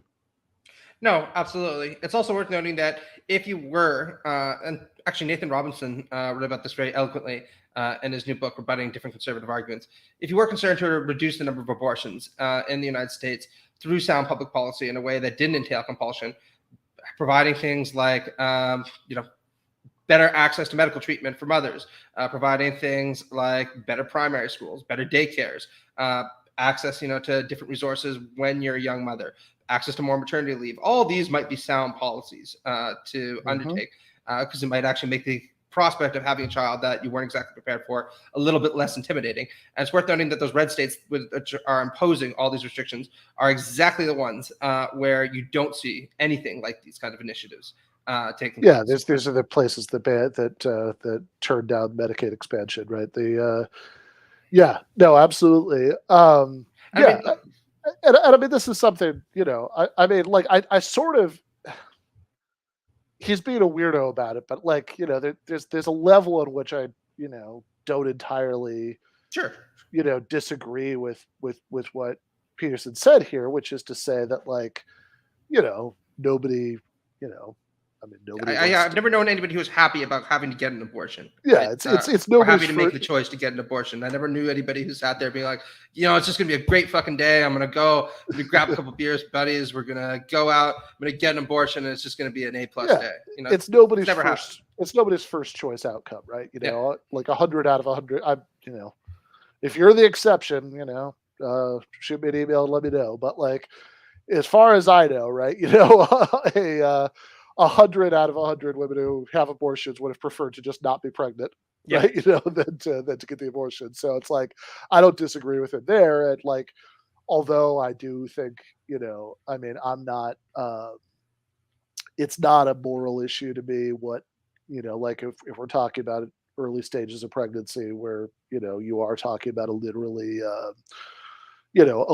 mindless, clump of cells, that that's not a morally salient issue to be one way or the other. But I think, but I do think, as a matter of fact, the kinds of things that I support for other reasons, right, would lead to a great to a great reduction in the abortion rate. And that's it's not so much that that's a good in itself, again, at least if we're, talking about early stage abortion, whatever. But I think the real issue is what's your conception of reproductive choice, right? What's your conception of really having autonomy in your family planning decisions? And I don't think we should be libertarians about that, right? I don't think we should say all that matters is the negative right to like not have the government stop you, right, from making one decision or another. That does matter. It matters a lot, right?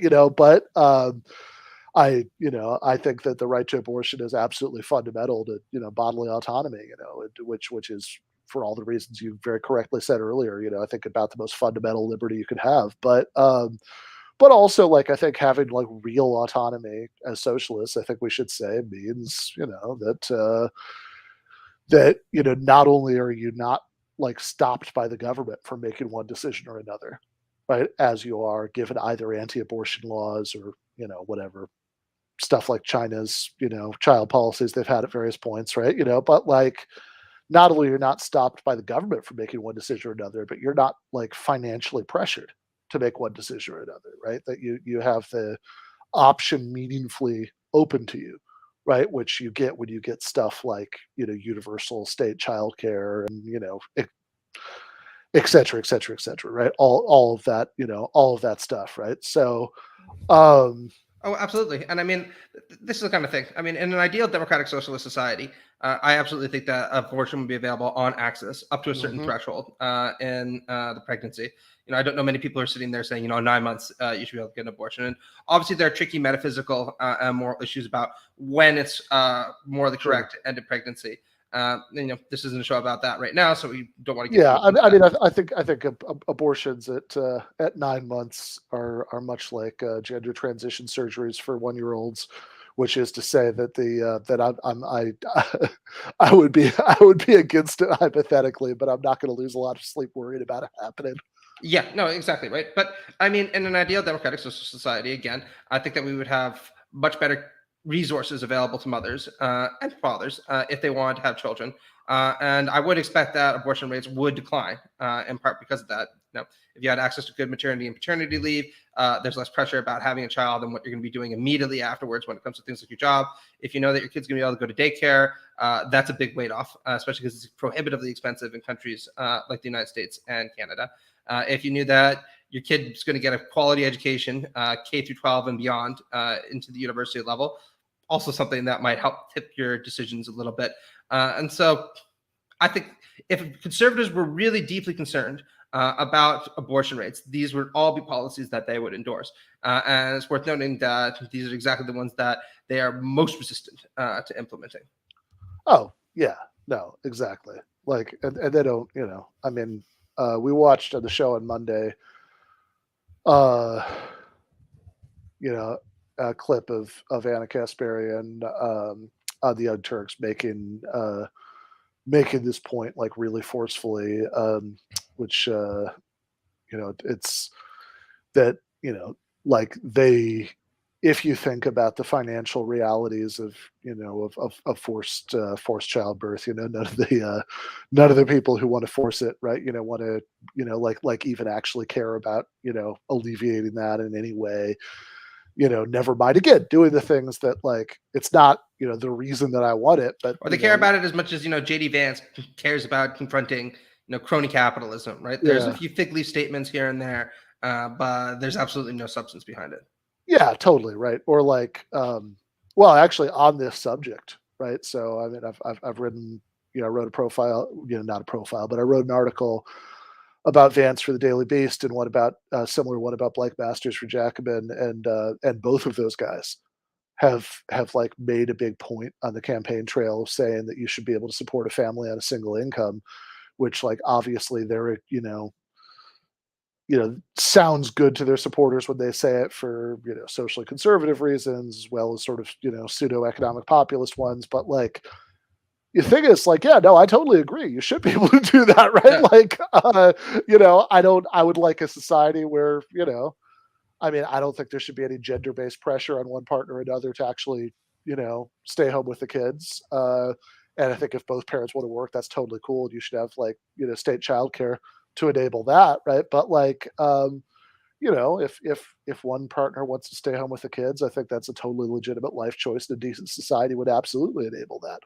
But what the fuck are these people's plan to make that happen, right? It's like how, what's the JD Vance plan to like actually raise wages to the point where that would be remotely possible? Oh no, absolutely. And I mean, there are all kinds of examples of this, right? I mean, the United States has some of the lowest vacation rates Right. in the developed world. And you might think that that's kind of trivial, right? But if you compare that to European countries where you can sometimes get months of vacation to spend with your family Yeah, and actually, actually enjoy your children's company, right? It's lowest night and day. vacation rates like kind of understates the point, right? The United States is literally the only country in the developed world where there is no legal requirement that employers give you even one single fucking day of paid vacation. Yeah, I don't know, which is just brutal when you think about it, right? And again, that's a very quick, simple, popular fix where you could sit there and say, look, people should be allowed to spend time with their kids over the summer. Yeah. Camps, beaches, all that kind of thing. So what we're going to do is we're going to implement mandatory paid vacation days at the state or at the federal level, right? Very, very simple. You could even make a nice Christian argument for it by saying, we'll try to incentivize people to do it during Christian holidays. None of these people are trying to advance policies like that. No, not whatsoever. All right, let's keep going. I know I've been talking to people in Hungary, partly as a consequence of the Roe versus Wade decision. And Awesome. Hungary has instituted a lot of family-friendly policies in the last 10 years. It's been their fundamental policy focus. And one of the things they've done, which is quite interesting, is exempt women from paying income tax at different levels as they have children. So if you have one child, I think your income tax load goes down. I don't remember if it's 10 or 20%, and so on up till 4 children. And at the point of having 4 children, if you're the mother, you are then exempt from paying income tax for the rest of your life. And that's in the context of a broad range of policies designed to support stable heterosexual monogamy and to provide a stable basis for the raising of children. And one of the consequences of that is that although abortion is legal in Hungary up to 12 weeks for a variety of reasons, they've cut the abortion rate by 40%. And, thumbs up to that as far as I'm concerned. And I think that there's certain markers we should be using to test the health of our societies that we're not using. We use unemployment, we use inflation. Those are the two major economic metrics. I think we don't use it. Almost every Western country is way below replacement in terms of birth rate, and I think that's a catastrophe. And I think abortion rate's another metric. Well-designed policy should aim at driving the rate down as low as possible with a minimum amount of coercive force. Now, in principle, I'm pleased because. Oh, yeah. So I just realized I never fleshed out the point when I said that what he said earlier was the most vapid thing you could possibly say about coercion, right? He said that he doesn't want coercion except in the case of criminals. Yeah. Like, okay, so you're against passing coercive laws except against whatever we've passed coercive laws against? Oh, I know. It's very much a circular kind of issue, right? Because you get to decide what constitutes criminality, and consequently, you get to decide, who coercion can be applied to. Yeah, I mean, if you pass a law saying that like everybody has to wear a bow tie on Tuesdays, then like people who don't wear bow ties on Tuesdays are now criminals. I mean, like that's how laws work, like this. So, like saying like, Well, I mean, I personally be all for something like that because we should eliminate the bow tie. It's a horrendous fashion choice. So maybe there's something to that, Ben. Yeah. But yeah, I mean, like whatever principle you have about when coercion is justified, right? Just saying like, well, it's justified when, against criminals. Like you literally haven't said anything. No, absolutely. And I mean, it's one of the things that's consistently rhetorically irritating about the guy is that sometimes he can be pretty good about saying, look, I'm just not sure about these kind of things, or I don't know.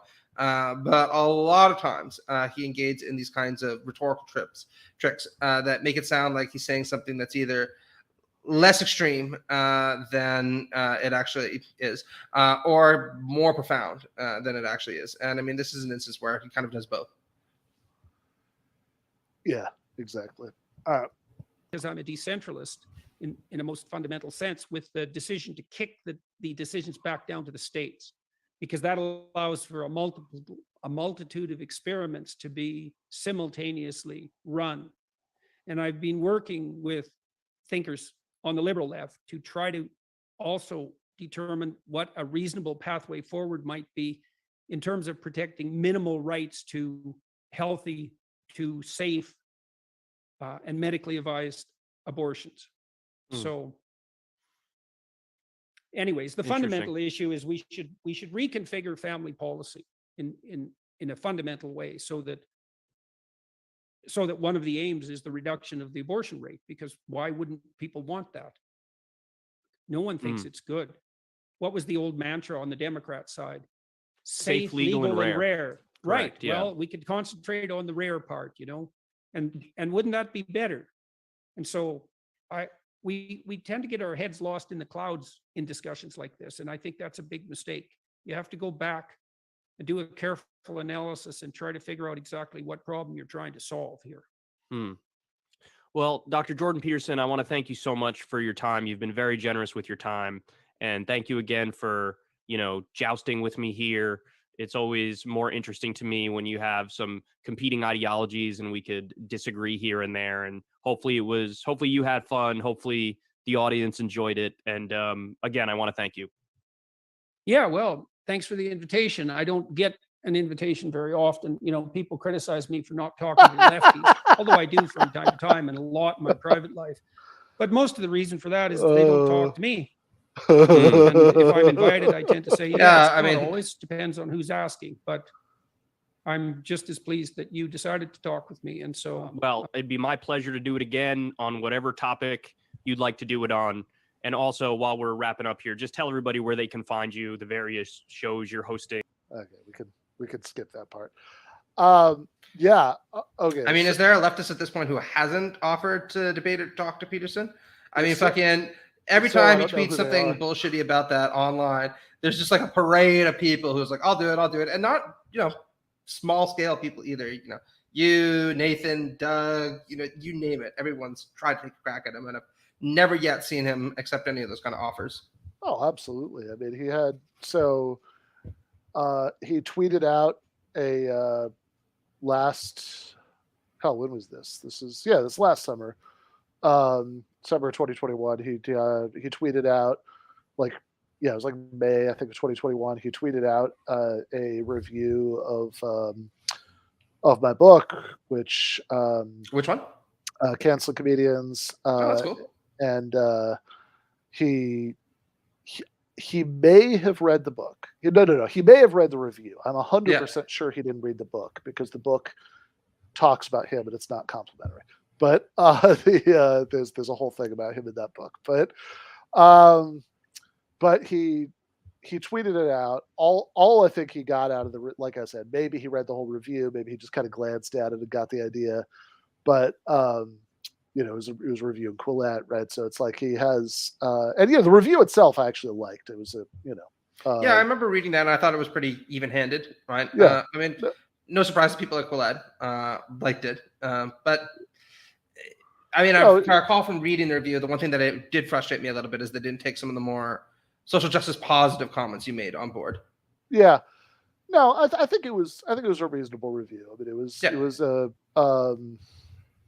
I mean, honestly, it was way better than I had any right to expect, because I was also not particularly nice about Quillette in the book. So that's well, you and I both wrote for them in the past, right? No, we have, right? But it's like, but. I think that, I am, I think it's to their credit that they will sometimes take pieces by leftists and, and like have a range of views. But I mean, there is a dominant editorial line that, that I obviously, have like. And what I like about Claire to a certain extent is that, unlike Peterson, she does draw a firm line when it comes to endorsing things like Trumpism, and when it comes to things like vaccines. And actually, she got a lot of shit, including from readers of the magazine online, for sticking to that line. And so, totally right. I mean, she was on the because we had a lot of people, with a lot of their readers, went nuts with the sort of with like the COVID culture war stuff, and she didn't go along with it, Yep. right? I mean, like she got a tremendous amount of shit about it, so I certainly admire that. But I mean, it's like, look, I mean, obviously the dominant politics of that magazine are not my politics. Yep. And the part about them in that book was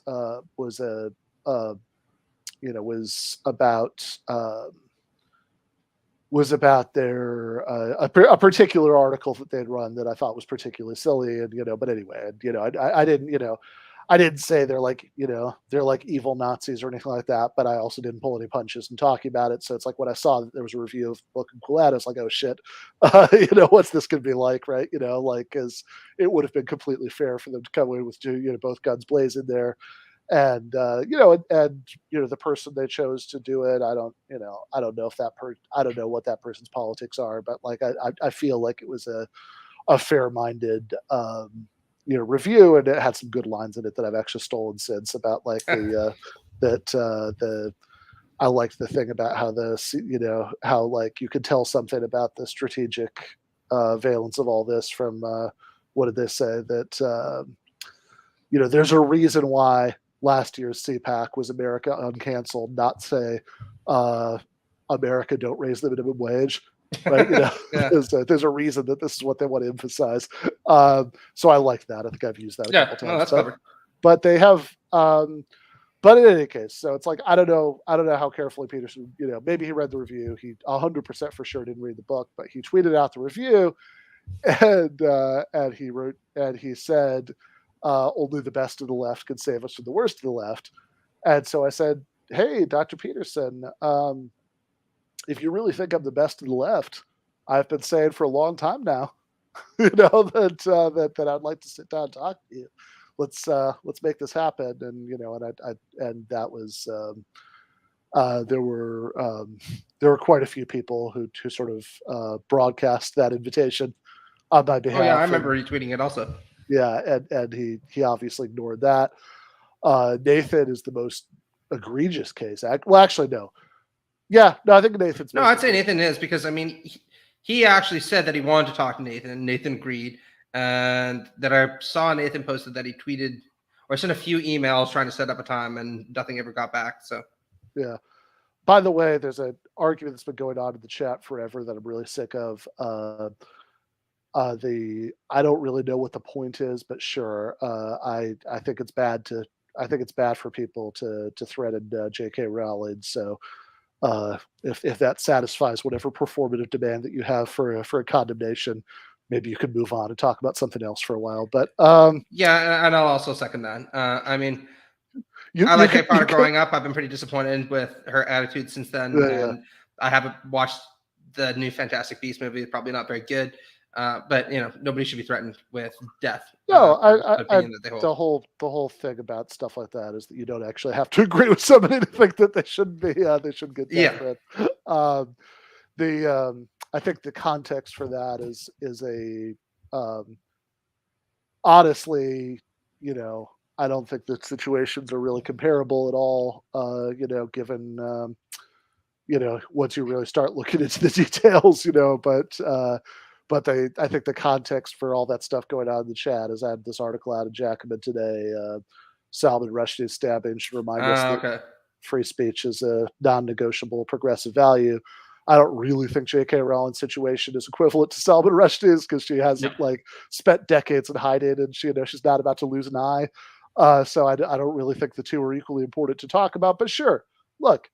You give me a random name and tell me they've been getting a bunch of death threats. I mean, Salman Rushdie was also standing up against an authoritarian fundamentalist regime. J.K. Rowling is standing up against a nefarious trans agenda, right? So let's not describe their struggles in equivalent terms, right? Yeah, exactly. I don't think the I don't actually think like like find me the most obnoxious social justice person on Twitter. I really don't think that they have a equivalent level of power to the Ayatollah. No. But in any case, putting all that aside, okay. So yeah, in the Nathan Robinson case, the amazing thing about that is it's like, okay, look, with me, even though he did tweet about me in a way that makes it pretty funny that he then ignored all these invitations completely. He can claim that he just doesn't, I don't know. He never saw the tweets or whatever. He doesn't know that. Yeah, and he never said, "I want to talk to you." He was just kind of paying you a backhand compliment, right? Yeah. Doug Lade is a worse situation because Doug, he was actually way the hell back in 2017 or 2018. Doug actually had Peterson booked on his podcast, the old Zero Books podcast, and Peterson backed out and canceled it shortly before telling Joe Rogan that the reason that he never debates any of these equality of outcome Marxists is they don't want to talk to him. I remember. Yeah, Doug was livid at that, and I just remember him like rage tweeting constantly, like "debate me." We had this book, we had the sign, and Peterson just kind of ignored him. Yeah, exactly. Yeah. No, absolutely. Yeah. Let's see. Richard Wolff, Peterson cannot claim to be unaware of. Richard Wolff, when he made the invitation, Peterson was asked about. There's a YouTube video you can still watch of him responding to it. In fact, there are a couple of YouTubers, or I don't know, maybe they're primarily Twitch streamers, but whatever. There are a couple of streamers, Adam and Sitch, who, to their credit, have gotten more critical of Peterson as he's gotten, frankly crazier, but who were big fans of his at one point, and they did this whole video about Richard, like after Richard Wolff challenged Peterson to debate, they did this whole video about it, and Peterson actually left an approving comment on their video. Really? So he's certainly aware of that, right? So, and again, he was asked, I think it was something in Spain, but anyway, he was asked about the Richard Wolff invitation. He gave this blistering Petersonian explanation of why he wasn't willing to debate Richard Wolff, because being a Marxist after Stalin is like being a Nazi, and he doesn't want to legitimize that. So that's which is amazing, right? Because he did debate Zizek, but whatever. So it's like, okay, so there's the me not as bad. Richard Wolff, he can't claim not to know, right? He definitely knows, and he gave it an excuse that's like completely inconsistent with his own later behavior, right? I mean, it's like, why is the experience of Stalinism mean that Richard Wolff's outside a polite company, but Slavoy's not, right? What's the principle there? The principle is very obvious. He thought he could make a lot more money debating Zizek in front of thousands of people, and he didn't think that he would get the same kind of advantage from debating Wolff. And I think that's a little bit baffling too, because I think that would probably make the internet explode if he ever decided to actually do that. But I'm not his head. I can't tell you what the reason for that. Totally. And but then Nathan is absolutely the worst one, because Nathan, so Nathan wrote this article in 2017 or 2018 called "The Intellectual We Deserve" about him. Good takedown, and this is it's also one of his longer takedowns too. I mean, I read that before we got into writing the Myth and Mayhem book, and I think I even indicated that it was the most extensive one that I had read up until that point. Yeah. So and Peterson has absolutely read that, because he's referred to it, several times, and in a way that makes it clear that it really got under his skin. And then he actually, last year, right? Last fall, I think he actually said twice. He tweeted twice, that he wanted to debate Nathan, right? That he said, anytime, any play, whatever. Like, he did his thing that he does when he wants to debate somebody. And Nathan said, "Yeah, absolutely, let's do it." Right? And then crickets. I've talked to Nathan about this several times, and encouraged him to go through various mechanisms to try to get in touch with him. He has, right? No avail whatsoever, right? So it's like, in that case, okay, here's a leftist you actually said you wanted to debate. And also, I should point out that Nathan has been very critical of the Marxist left, sometimes excessively, I think. But he's made it very, very clear that he doesn't identify with them in any way, shape, or form. He's a stalwart defender of free speech. he's a little softer on cancel culture and wokeness than you or Sure. I might be. But nonetheless, he's pretty consistently a defender of good old American approaches to things like expression, tolerance, and so on. So there's absolutely no reason that he can try to sit there and say like I would never associate with somebody like that in polite company. Yeah, no, absolutely. And yeah, he hasn't done that either. And as you say, everybody else, right? I mean, do you think like I'm pretty sure that if right now, like, I don't know, if like 5 minutes after we ended the stream, some friend of yours in Toronto said, "Oh, I just talked to Jordan. I just saw Jordan Peterson on the street, and he said that if Sam Cedar could get here by Saturday afternoon, he'll at such and such location, he'll do a public debate with him." And you told me that, and I DM'd Sam. I'm 100% sure that Sam would be in a car with his passport ready, going up to Canada to make that happen, right? I mean, I think if any big lefty if whatever, like Vosh, whoever, like any of these Oscar, people,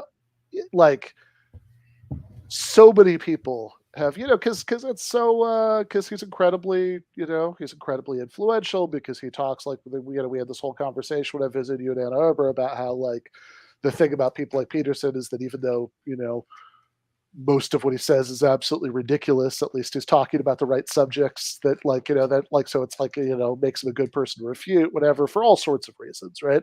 Yep. Everybody has said they would debate him. Everybody would obviously do that. I don't know any left wing figure who does stuff like that who would not do that if given the opportunity. So that is an amazing No, I mean, statement. the amazing thing that I can say is that he's so pathologically annoying to a lot of leftists that there are even some people I know who fall on the side of the continuum that says you should never try to platform people. Even they've said they would have debated him because he just riles them up so much that they want a piece of him, right? So really, there are no excuses aside from the fact that he just wants to spout a lot of BS and he doesn't want people to push him on this. Now, to be fair to him, you can kind of see why, because every time he does tend to stroll down from mountain to actually debate or discuss things with people like Kyle or Zizek, he doesn't always come across looking all that well. I mean, Kathy Newman is a long, long time ago. I would like to see Adolf Free debate him also. I think that'd be really cool. Because when people put a little bit of pressure on him, sometimes he just seems to break apart and acknowledges that he doesn't know what he's talking about. So maybe he's just concerned about that happening again. Who knows? Yeah, no, yeah, exactly. I think that I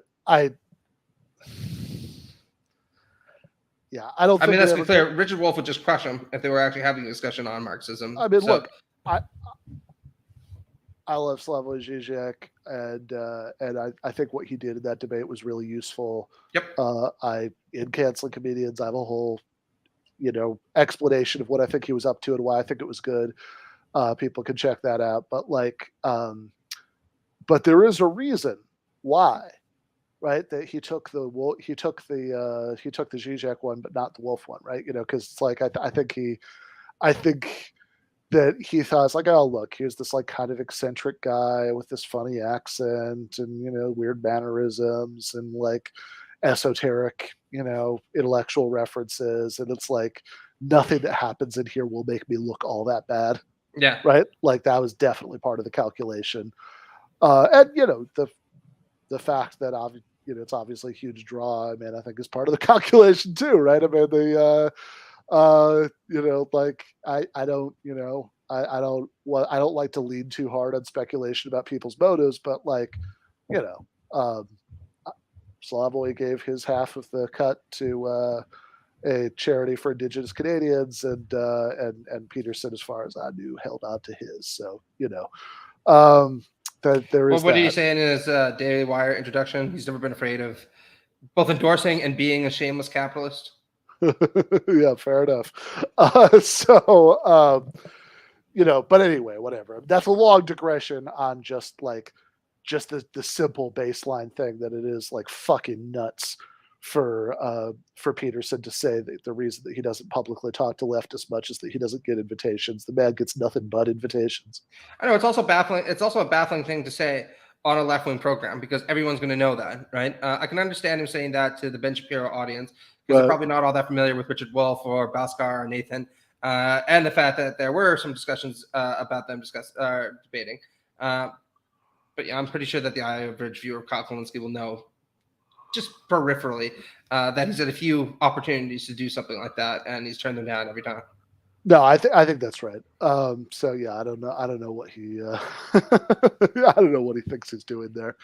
But in any case, look, I think we should probably cut this off here for tonight.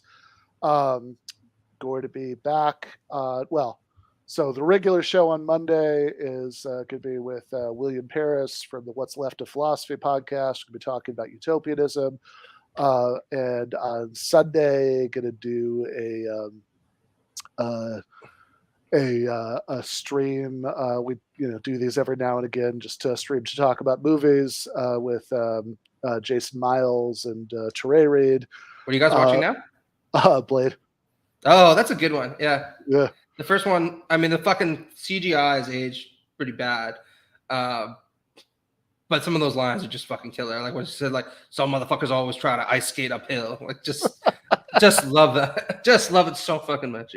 Yeah, absolutely. So yeah, that's Sunday at 5. The regular show, of course, is Monday. Monday at 8. As a quick reminder, if you like what we do here and would like to keep it going, keep everybody involved in the show, getting paid regularly and all that, do consider becoming a patron. $5 a month. You get the patron exclusive post games after every regular Monday night show.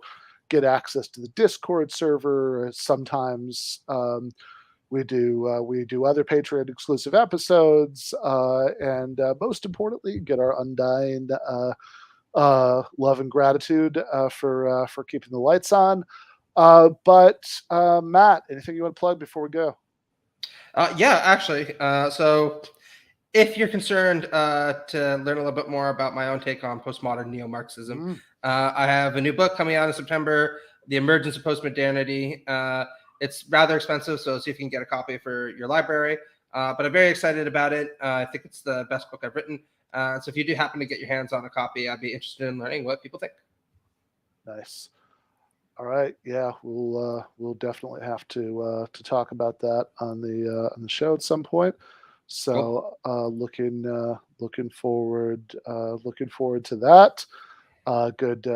Actually, it's a good transition from Peterson, since what you have in Matthew McManus here is somebody who is like Peterson in that he's critical of postmodernism, but is unlike Peterson in that he's actually knows something about it. So Nice. That's always a plus. So all right, we'll leave it there. We'll leave it there for tonight. Get your library to order Matt's book. Left is best.